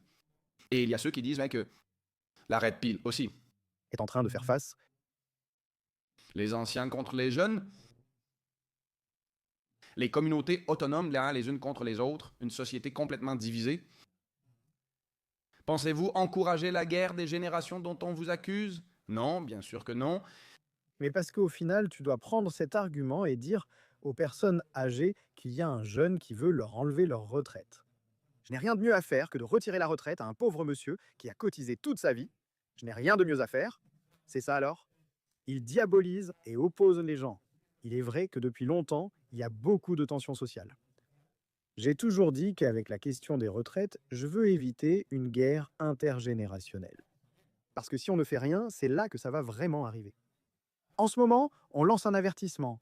Attention, cela peut arriver, attention, ne soyez pas égoïstes, laissez les jeunes avoir un nouveau système, sinon on va atteindre un point de non-retour. Et c'est là que ça me perturbe. Donc, c'est un message que je pense être clair, qui n'a aucun caractère de confrontation de ma part. Je souhaite que les personnes âgées perçoivent sereinement leur pension, mais que les jeunes bénéficient d'un nouveau système. Mais cela n'arrivera que si vous ne votez pas pour le Parti socialiste ouvrier espagnol, s'il vous plaît, c'est par là que ça passe. Et qu'ils commencent aussi à montrer un certain mécontentement envers le système et à appeler à ce que les jeunes puissent avoir un meilleur système. Je pense que c'est clair. Ensuite, concernant la question des hommes et des femmes, comme je l'ai déjà mentionné, au final, on voit le grand mouvement de balancier. Et les hommes expriment un peu le ressentiment qu'ils avaient envers les femmes après ce féminisme. Vous voyez, ça commence sérieusement à nous agacer. Pendant 5 ans, je me suis tapé tout le collège et tout le lycée en avalant toutes ces conneries, avec les filles qui me traitaient de macho et de sexiste. Et je devais me taire et censurer mon opinion. Et maintenant, il y a beaucoup d'hommes qui sont très en colère, mais je pense qu'on peut arriver à un point d'équilibre où on n'atteint pas un niveau de tension chez les hommes. Maintenant, cela peut amener les femmes à plus de tension et nous devons chercher une réconciliation où nous essayons de rétablir cette confiance. Mais nous avons aussi besoin, d'une certaine manière, que le pouvoir politique arrête de mettre de la distance entre nous. Dans de nombreux cas, parce que si tu mets aussi des règles qui peuvent continuer à créer de la méfiance entre les hommes et les femmes, cela complique les choses. Et nous ne nous rendons pas compte que les personnes concernées, c'est chacun d'entre nous, vraiment, tout à fait. Victor, Écoute, moi je me considère un peu comme une référence de cette guerre contre le féminisme ici en Espagne. Tout comme toi, bon, sans aucun doute, tu es le leader de la guerre en contre... les retraites. Je n'ai pas non plus l'intention de diviser les hommes et les femmes. Mais tu ne penses pas qu'il faut gagner certains récits? Il faut gagner cette bataille. Il faut imposer d'une certaine manière la réalité. La réalité, c'est que le féminisme s'est chargé d'élever ou d'éduquer toute une génération de femmes, avec un ressentiment envers les hommes pour des oppressions qu'elles n'ont pas subies. On a inculqué aux femmes une vision du monde dans laquelle les hommes ont toujours été des privilégiés. Elles n'ont subi aucun type d'oppression et nous avons été là précisément pour les opprimer, ce qui est un récit complètement toxique, complètement faux. Alors oui, il faut brandir un peu cette hache de guerre et dire « je veux la paix, je veux la réconciliation ». Mais pour que cela arrive, il faut gagner certains récits. Il faut gagner cette bataille culturelle à cet égard, tout comme le récit des retraites. Il faut gagner pour éviter une guerre générationnelle. Écoute, je te dis aussi que, de mon point de vue, disons plus objectif, en jouant l'avocat du diable, ça m'arrive aussi. C'est-à-dire que parfois, j'ai des façons de communiquer qui sont très hostiles ou très directes, pour ainsi dire. Et c'est vrai que, du point de vue féminin, ça peut sembler comme «Oh mon Dieu, ce qu'il est en train de dire». Mais ensuite, si tu prends du recul, tu te dis «D'accord, est-ce que ça a du sens?» Mais ce que je veux te dire, c'est que très souvent, la manière de faire les choses fait que celui qui regarde se dit c'est que c'est trop, je ne sais pas quoi. Et je pense que très souvent, ce qui peut arriver, et que dans beaucoup de cas, c'est comme ça, c'est que c'est trop hostile.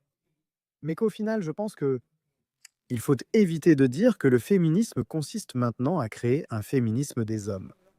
Exactement, c'est inviable et ça. Je ne le veux pas. Mais ici, il faut prendre beaucoup de jeunes garçons qui sont peut-être blessés ou qui ont souffert du rejet, qui ne se sont pas sentis bien ou qui peut-être ont explosé.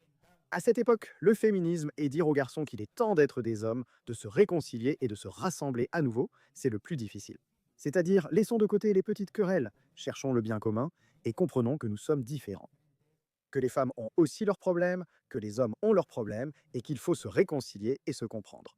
Évitez de dire que les vôtres sont meilleurs que ceux des autres, car c'est une attitude courante. C'est-à-dire, les hommes ont un problème et il y a déjà 500 femmes qui viennent dire non, les miens sont meilleurs ou pires, tu sais. Et inversement, c'est comme si chacun avait ses propres problèmes et qu'il fallait s'occuper des problèmes de tout le monde, tu vois. À partir de la compréhension, surtout, je pense aussi qu'il faut maintenant beaucoup de compréhension mutuelle dans ce sens. Je pense aussi que les femmes devraient en faire plus d'efforts pour comprendre comment fonctionne l'esprit d'un homme, et ce que veut un homme et ce dont un homme a besoin. Parce que tu ne peux pas voir ce dont les hommes ont besoin depuis la perspective de ce qu'une femme pense qu'elle a besoin. C'est très différent, et je pense qu'au final, les hommes, non. Juste parce que, voilà, c'est la partie où je sais ce que beaucoup de femmes vont dire, c'est que vous ne le communiquez pas, n'est-ce pas? D'accord, pas? Certains ont du mal à communiquer et à exprimer leurs problèmes, c'est vrai. Mais il y a aussi une autre partie, c'est que très souvent les femmes veulent imposer aux hommes leur vision et leur projet de vie. Que pensent-elles que ça devrait être? Lorsque les hommes ressentent les choses différemment, il doit y avoir une compréhension mutuelle en disant ⁇ Je comprends plus ou moins ton monde, mais toi aussi comprends le mien. Et mes préoccupations et mes peurs et la situation que je peux peut-être traverser et ne pas l'affronter de plus en plus, je ne sais pas quoi, je crois qu'au final, tout cela ne fait que diviser et qu'il n'y a que des politiciens qui en profitent. Et surtout, des associations qui vivent bien mieux que beaucoup ne l'imaginent, qui profitent du fait qu'il y ait des gens opposés les uns aux autres. Nous ne réalisons pas que notre difficulté réside dans l'obtention de couples stables, de projets de vie et de famille. Et c'est la base de la société qui en pâtit. Et ce que nous allons obtenir, ce sont des individus isolés, des individus malheureux, des individus qui ne sont pas capables d'avoir un projet de vie. Je ne connais aucune personne qui ait fondé une famille avec la personne qu'elle aime et la bonne personne qui ne soit pas heureuse de ce projet de vie. Évidemment, si tu as mal choisi ton partenaire et que tu as eu la malchance de cela, eh bien, cela peut donner une mauvaise famille. Mais celui qui a bien choisi son partenaire et qui a une famille bien organisée est belle. Il n'y a personne, absolument personne, qui te dise que cela n'en vaut pas la peine. C'est cela qui soutient une société, ce que nous sommes en train de perdre et ce que nous finissons tous par rechercher. Et bien souvent, beaucoup de féministes, beaucoup de radicales de ce genre renient cela, souvent parce qu'elles n'ont pas non plus eu une bonne expérience familiale, leur référence au sein de la famille est quelque chose de négatif. Et je pense qu'au fond, elles veulent imposer au reste de la population cette vision traumatique qu'elles ont pu avoir de l'environnement familial, ou de ce qu'est une relation normale, pas une relation normale. Cela peut être dû à une situation familiale désagréable ou à une relation négative avec les hommes, ce qui arrive aussi avec les femmes. Certains hommes ont une mauvaise relation avec les femmes, c'est pourquoi ils ont une copine. Elle l'a trompé avec un ami ou pour n'importe quelle autre raison. Et je pense qu'il ne faut pas projeter ça. En fin de compte, tes traumatismes t'amènent à vouloir que les autres partagent ta vision simplement parce que tu as vécu une situation traumatisante, n'est-ce pas? Ce que tu dois essayer de faire, c'est d'affronter ton traumatisme et de comprendre que le reste du monde, ceux qui ont eu une enfance heureuse, une famille heureuse, ne sont pas le problème. Le problème est que tu dois gérer ton traumatisme et ta perception déformée. Et comprendre qu'il existe un monde dans lequel tu peux avoir une famille, tu peux être heureux. Ton mari n'a pas à t'opprimer ni être ton ennemi, tu n'y es pas obligé. Pourquoi croire que passer plus de temps au bureau est mieux que passer plus de temps avec ta famille? Ne pas vouloir passer du temps, consacrer du temps à ta famille. C'est quelque chose de dégradant alors que c'est la plus belle chose qu'une personne puisse faire et la chose la plus digne qu'elle puisse avoir. En disant que je prends soin de ma famille, que ce soit un homme ou une femme en tant qu'homme, dire que je fais avancer ma famille, mes enfants, quoi que ce soit. En tant que femme, je prends soin de mes enfants et leur donne le meilleur. Et ce sont mon petit projet de vie de comprendre tout cela au final. Je suis conscient que c'est difficile et que toute personne féministe qui a suivi ce chemin, revenir en arrière. Quand tu es déjà si avancé sur ce chemin, c'est dur, parce que ça implique de te dire à toi-même que tu t'es trompé et c'est difficile de pouvoir réparer tout ça. Et je suis un jouet cassé dans le sens où j'ai littéralement été instrumentalisé par un lobby. Tu vois, tu ne verras pas Pablo Iglesias et Irène Montero avoir une famille alternative ou des trucs bizarres. Ils n'ont pas une famille normale et ils ont beaucoup d'enfants, et tu vois, eux, ça leur plaît. Mais ensuite, ils veulent que toi, tu aies un autre projet de vie. Et je crois que très souvent, ce qui se passe, c'est que quand tu as déjà choisi un chemin, il y a des gens qui inconsciemment, ce n'est même pas conscient. Son inconscient l'empêche de vouloir se confronter à la réalité car c'est une réalité difficile à accepter. Imagine devoir dire à une En plus, il y a des erreurs. Victor, excuse-moi de faire un... petite parenthèse. Ici, que, comme tu le dis si bien, tu ne peux plus revenir en arrière. Si moi, il y a une génération de personnes, de femmes et d'hommes à qui je parle dans Red Pill, par exemple, et je sais déjà que peut-être la solution pour eux est déjà assez complexe. En revanche, Je vise. un peu plus les jeunes générations pour qu'elles comprennent que tes actes ont des conséquences. Bon, le féminisme a dit aux femmes que leurs actes n'ont pas de conséquences. La culture d'aujourd'hui dit aussi aux hommes, profite, baise, bois, tu as le temps de t'amuser. Oui, tu l'as. Je pense que tu es un bon vivant, comme moi quand nécessaire. Mais nous avons continué à faire notre devoir. Je crois Que la société d'aujourd'hui veut des résultats sans les conséquences qui en découlent. pas littéralement. Ce que la société veut surtout, c'est action-réaction, action-réaction. Donc aujourd'hui, si tu es capable de retarder les bénéfices ou de retarder, disons, la récompense, tu prends le dessus sur Espoderoso. Tu surpasses 90% de la population car la plupart des gens ne veulent pas faire de sacrifices. Ils ont intensément propagé leurs idées pour tenter d'éliminer la méritocratie et rendre les gens conformistes. Et surtout, je vais te dire une chose à laquelle je réfléchis beaucoup dernièrement dans les podcasts. Et c'est aussi comment, même à travers la musique, le cinéma, la propagande. Comment a-t-on réussi à normaliser la misère auprès des gens et à la romantiser? Dans le sens où si tu romanticises le quartier, tu romanticises le ghetto, tu romanticises de tout ce qu'il y a autour. Pour pouvoir joindre les deux bouts. Tu affirmes littéralement aux personnes dans cette situation que c'est très digne et génial, ce qui n'est pas le cas. C'est mieux que d'être un bourgeois à qui tout réussit dans la vie et qui a vraiment tout. Il vaut mieux galérer et se débrouiller pour survivre dans le quartier. Personne plus digne, plus humble, plus Tout ce message se transmet dans l'industrie du hip-hop surtout. du hip-hop et les moras et tout le reste du hip-hop, non? Mais si tu es un jeune maghrébin qui est en Espagne et que tu as peut-être l'impression que ton seul modèle, c'est ce gars-là, tu te dis que c'est ce que tu peux être. C'est un rappeur de trap qui parle de drogue et du quartier. Je ne connais pas les détails sur son envie d'en sortir. Mais il n'a aucune aspiration à beaucoup plus. Moi, j'aimerais qu'ils aient de meilleurs modèles. Tu sais que c'est exactement la même chose avec les Noirs aux États-Unis. Exactement pareil.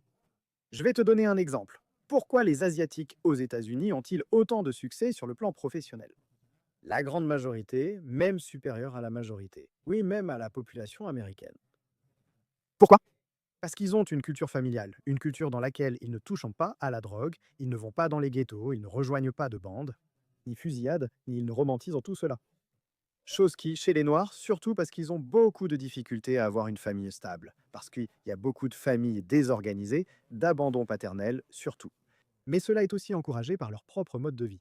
Si tu as un mode de vie du genre, allez mec, le ghetto, le strip club, jeter des billets, c'est normal que ta famille ne soit pas soudée. Mais je vais te dire une chose, Victor. Ces mouvements. Par exemple, la population noire en 1970 avait une famille, il y avait 70, une personne noire, un enfant noir. Pardon, tu connais Ben Safiro? Ben Safiro a donné une statistique qui m'a semblé assez révélatrice, bien que je ne sache pas dans quelle mesure elle est vraie. Il a lancé une pique importante aux activistes Black Lives Matter, disant qu'en 1970, un enfant né dans la population afro-américaine avait 70% de chances en plus de grandir avec son père et sa mère. C'est-à-dire, en 1970, ils avaient une meilleure structure. La population afro-américaine s'en sortait bien mieux qu'aujourd'hui. C'est-à-dire, la population afro-américaine n'a pas prospéré, elle s'est C'est à ce moment que tous les groupes de hip-hop comme Snoop Dogg entrent en scène, dans lesquels être un G, être un Blood, être un Crip, être un gangster, porter le flingue ici, dire I'm a killer, dire I'm a shooter. Mais maintenant, je fais le parallèle avec la société actuelle. Tu n'as pas remarqué que ce même délire, on commence aussi à l'avoir maintenant. On commence aussi à l'intégrer dans... Notre société se transformera, mais quel en sera le résultat? En conséquence, les quartiers deviendront de plus en plus dangereux. La délinquance va être de plus en plus idéalisée et, évidemment, il va y avoir une sorte de culture de l'idolâtrie du gangstérisme. Illustrado? C'est littéralement ce qui se passe en Amérique hispanique avec le narcotrafic et ses conséquences. Au final, vous aspirez à devenir le narco qui dirige toute la structure, car c'est lui qui détient le pouvoir. Dans le quartier et dans les hiérarchies du pouvoir. C'est la référence. Donc tu romanticises tout ça. En fin de compte, sans modèle, regarde le type de modèle qu'on a actuellement. S'ils promeuvent des valeurs qui vont directement à l'encontre du développement d'une personne, tout mène à la dégradation ou conduit au consumérisme absolu. Les anticapitalistes te vendent l'idée fausse que le consumérisme est capitaliste. En réalité, le consumérisme est keynésien, pas capitaliste. En économie, notamment dans le keynésianisme, de nombreuses politiques expansives sont axées sur la consommation. Et ça, c'est plus de gauche que capitaliste. Le capitalisme se concentre sur l'épargne et le travail acharné. Oui, totalement, le capitalisme, c'est l'épargne et le travail acharné. Il n'y a rien d'autre, il n'y a rien d'autre, c'est ça, c'est tout. Et ce qui se passe, c'est qu'au final, ils ont pris une sorte d'homme de paille du capitalisme. On te fait croire que tu vis dans le capitalisme, mais c'est faux. Quel genre de capitalisme avons-nous réellement? Les Chinois sont-ils plus capitalistes que nous?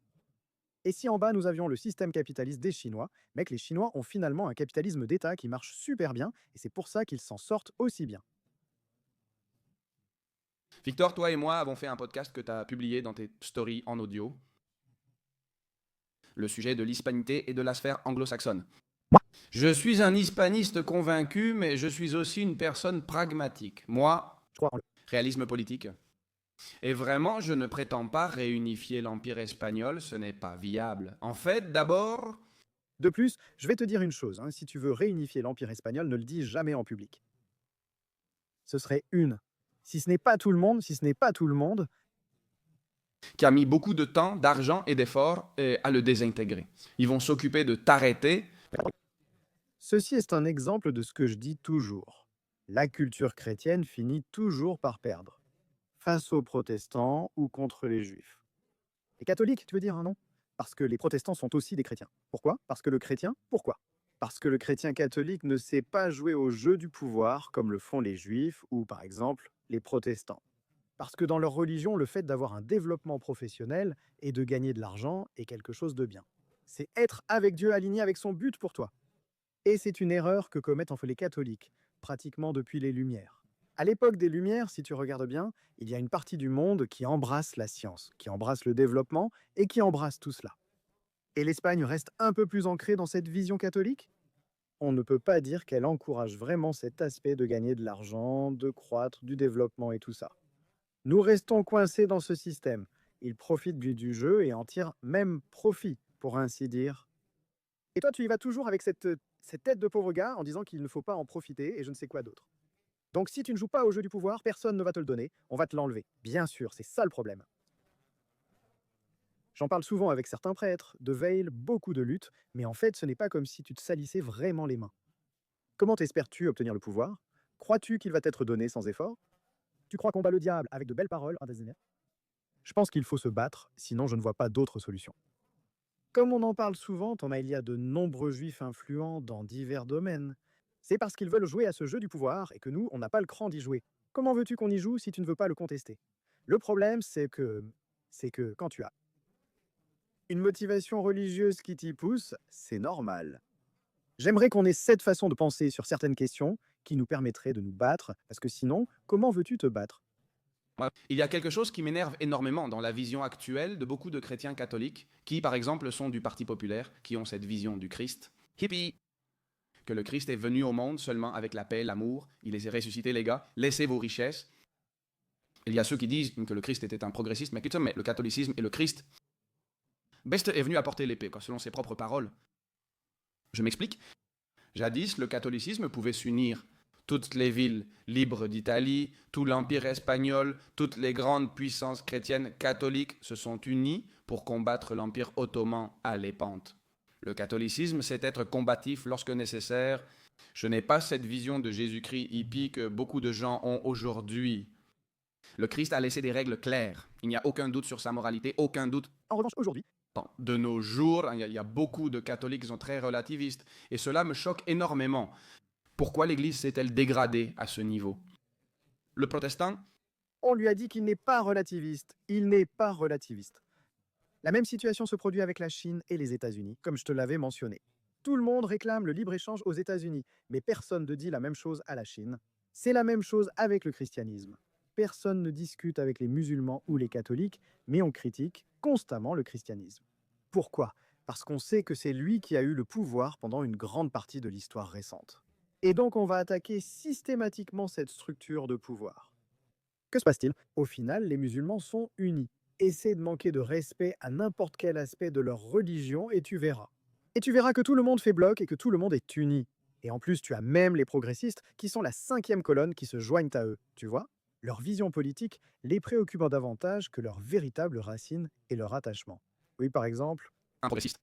Pardon Victor, mais une grande paradoxe du progressiste, c'est de célébrer la Semaine Sainte. Le mal et le négatif devraient être éliminés. Nous sommes au XXIe siècle, après Jésus-Christ. Pour information. Ramadan Moubarak, les amis, je vais respecter la religion étrangère qui aujourd'hui, pardonnez-moi, les musulmans le savent, elle est beaucoup plus rigide, beaucoup plus patriarcale et beaucoup moins inclusive, et ils ne croient pas au genre fluide. Vous la respectez, elle qui vient de l'extérieur, on respecte ce qui vient d'ailleurs. On le glorifie, mais on méprise ce qui est à nous. Pourquoi? Pourquoi sont-ils comme ça? Pourquoi sont-ils si? Penses-tu que c'est lié au manque de mémoire RAM qu'on évoquait plus tôt? je ne pense pas qu'ils soient comme ça, mais au final, ce sont des personnes qui placent leur agenda politique et leur quête de pouvoir avant tout. Pour le reste, ils n'ont aucun attachement. Ils se soucient plus de gagner des voix et de nuire que du contraire.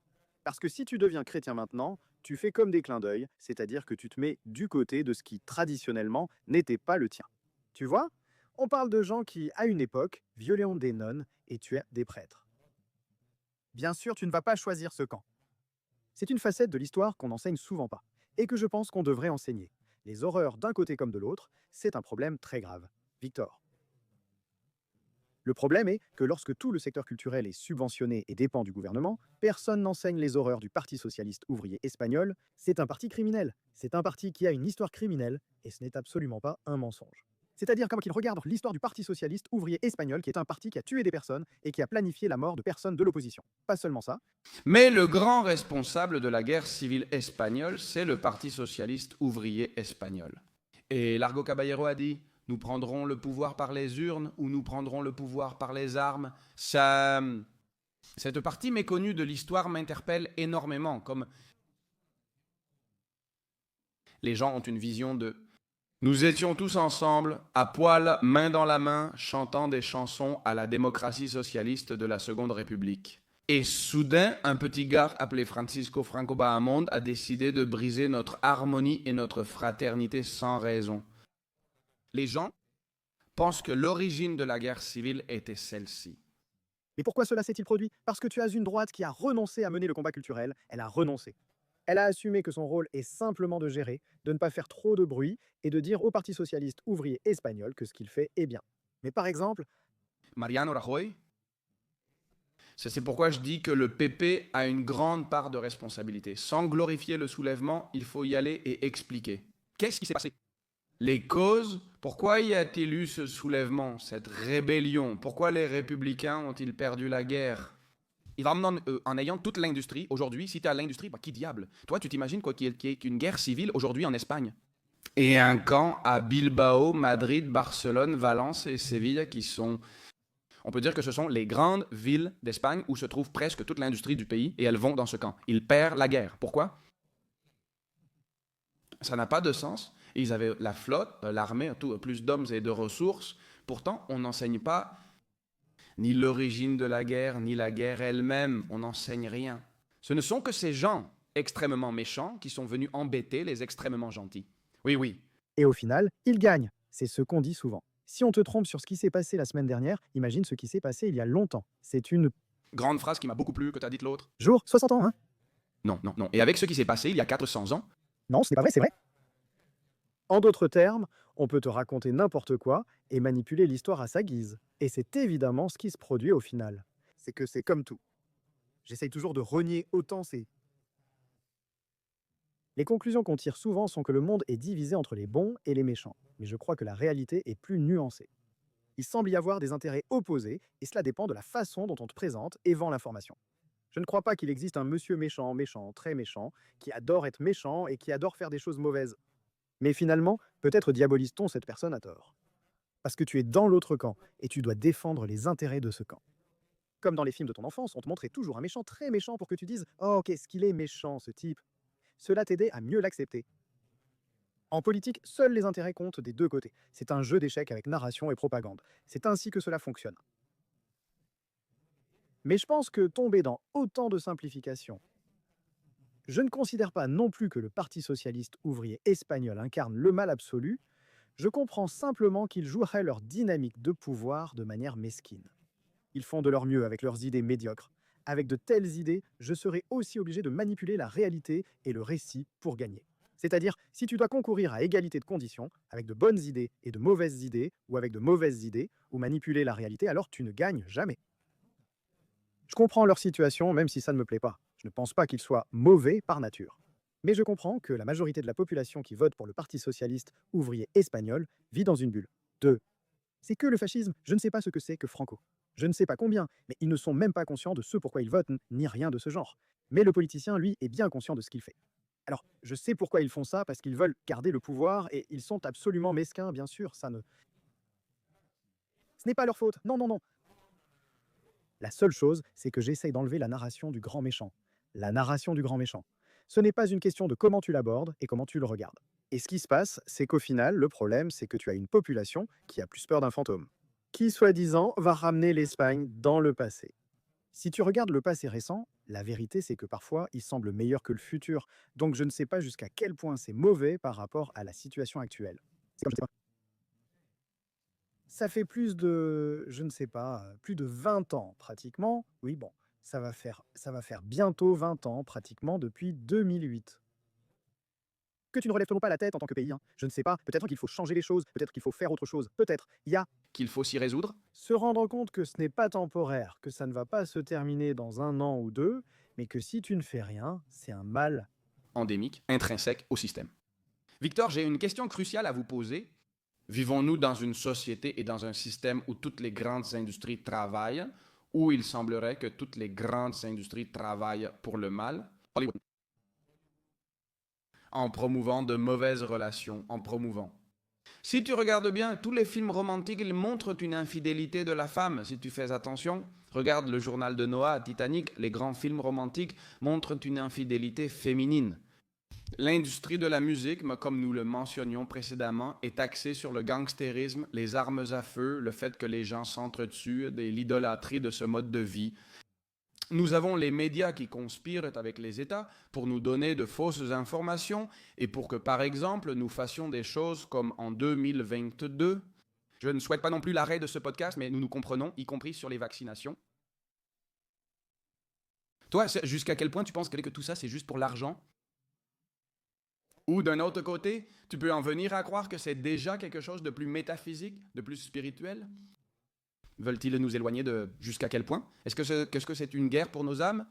Écoute, je pense qu'il y a des personnes qui ont effectivement cette croyance spirituelle, mais pas la spiritualité que nous croyons, mais plutôt celle qui relève de l'occultisme. Et tout ça.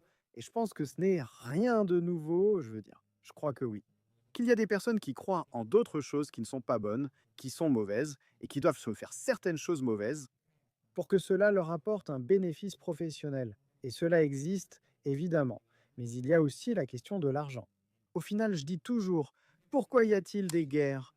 Pourquoi cherche-t-on les crises? On cherche les moments de destruction car c'est là qu'on peut gagner le plus d'argent. Si tu sais déjà que quelque chose va arriver, tu prépares beau et provoques sans cette crise, en tout dégénère et tu achètes à bas prix pour reconstruire. C'est là qu'est le gros profit. Ce n'est pas en prenant un système déjà en place. Le marché est presque consolidé avec une croissance très faible, mais qui peut encore être importante au final. La grande croissance se produit lorsque tu prends un pays en ruine après la guerre, pratiquement à partir de zéro, et que tu le reconstruis vers le haut. Dans ce processus de création et de destruction, c'est comme le marché, avec ses hausses et ses baisses. Tu sais, quand tu vends au sommet, quand tout est déjà consolidé, ça provoque un conflit vers le bas et il faut reconstruire à nouveau. C'est là que se trouvent les gros profits. Mais oui, il y a ici une part spirituelle, sans aucun doute. Finalement, beaucoup de gens sont très investis dans la symbolique et dans le fait que les choses soient d'une certaine manière. D'un autre côté, je crois que notre objectif principal est de faire comprendre aux gens que ils renient le fait de croire en quelque chose. Tu vois? Parce qu'au final, je pense que le fait que tu crois qu'il peut y avoir un Dieu ou quelqu'un comme ça te donne aussi une certaine humilité, tu vois? Et ça te donne une certaine je ne sais pas, c'est comme si tu prenais les choses différemment, comme si tu ne croyais pas que tu es ton propre Dieu, tu vois? Comme si tu étais le tu n'es pas seul, il y a quelque chose de plus, il y a un Seigneur dans ta vie, il y a une aspiration, il y a plus, il y a un plan, il y aura des gens qui diront: «Bon, vous essayez». Il y a quelque chose de très bien. De croire en Dieu. Victor, je ne sais pas si toi, Ça t'arrive. que ça te dote aussi comme d'un certain sens de résilience, de Tolérance? quand les choses ne se déroulent pas comme prévu, même face à de grands traumatismes. Plus un pays est croyant, ça je l'ai remarqué. En Venezuela, j'ai rencontré un gars qui avait littéralement tué son frère par balle à peine j'étais arrivé pour manger. Il était super catholique, super croyant, et s'il me disait, boy, tout est entre les mains de Dieu, je ne m'inquiète pas, ben je sais ça, que tout va bien se passer. Et évidemment, Nora restait dans un état de contemplation absolue face à ce qui lui arrivait dans sa vie. Elle bougeait. Mais cet état de Dieu peut tout avec Dieu, je suis une personne forte, Dieu me donne de la force, je l'empêchais de s'effondrer. Et crois-moi, cela peut s'appliquer à de nombreuses régions du monde. Les conditions de vie des gens sont inimaginables pour nous aujourd'hui. Pense, mon ami, pense que le pire de tes jours serait une bénédiction pour 99% des personnes dans le monde. Tout à fait. Cela te dote de pouvoir. Donc voilà, messieurs, gardez cette réflexion en tête. On va terminer avec un sujet, une question plutôt, dont j'aimerais parler avec toi, Victor, en dehors de tes multiples affaires. Tu as commencé dans le fitness, tu as continué à être un vulgarisateur de matériaux plus abordables, en somme. Et tu as fini par fuir l'Espagne pour l'Andorre, où tu as monté Rax, ou Rax était déjà monté en Espagne. Ça n'existait pas encore, ça a été créé en Andorre. Maintenant, tu n'as plus seulement le Andorra Economic Forum, tu vas lancer le Madrid Economic Forum avec des personnalités. Quel plateau impressionnant tu as réussi à réunir. En effet, c'est un véritable défi pour les Andorra Economy Forum. Il y avait 1000 personnes, ce qui n'est pas mal, mais là on parle de 11 000 personnes. Vista Alegre 2 jours, et nous avons une affiche de la Vierge. Nous avons Miguel Ancho Bastos, Mario Conde, Ivan Espinoza de los Monteros, Daniel Lacar, Juan Ramón Rayos. Nous avons aussi Tamames, Iker Jiménez, Samuel Vasquez, Martin Barsavski. Nous avons de tout, j'en oublie même qui nous avons. Je pense que c'est une bonne opportunité pour mener la bataille culturelle et montrer notre force. Parce que c'est une initiative qui ne vient ni des partis politiques, ni de nulle part ailleurs. C'est la société civile qui décide d'organiser un événement ici avec notre courage, qui va nous coûter pas mal d'argent et que nous pensons important.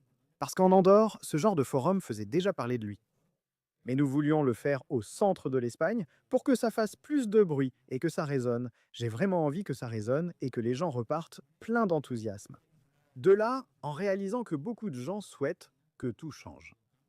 Et surtout, menons ce combat pour qu'ils prennent conscience du choc depuis le pouvoir politique. Il y a certaines idées qui ont énormément d'affluence, qui sont capables de remplir Fista Alegre, et qui commencent à adopter une narration.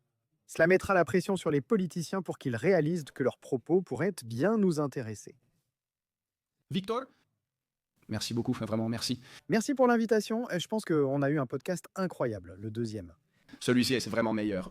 Messieurs, Merci, Dieu l'a voulu ainsi pour une raison, d'accord? ce podcast a-t-il été meilleur? Oui, ce podcast a été meilleur que le premier qui a été supprimé. Rien d'autre, messieurs. Pour voir l'interview exclusive de la section exclusive du Club Red Pill 3.0, le lien est ci-dessous. On se retrouve au prochain épisode. Pour ceux qui veulent rejoindre la communauté et profiter de ces espaces exclusifs, n'hésitez pas. Lien ci-dessous, à bientôt dans le prochain. Salutations à tous.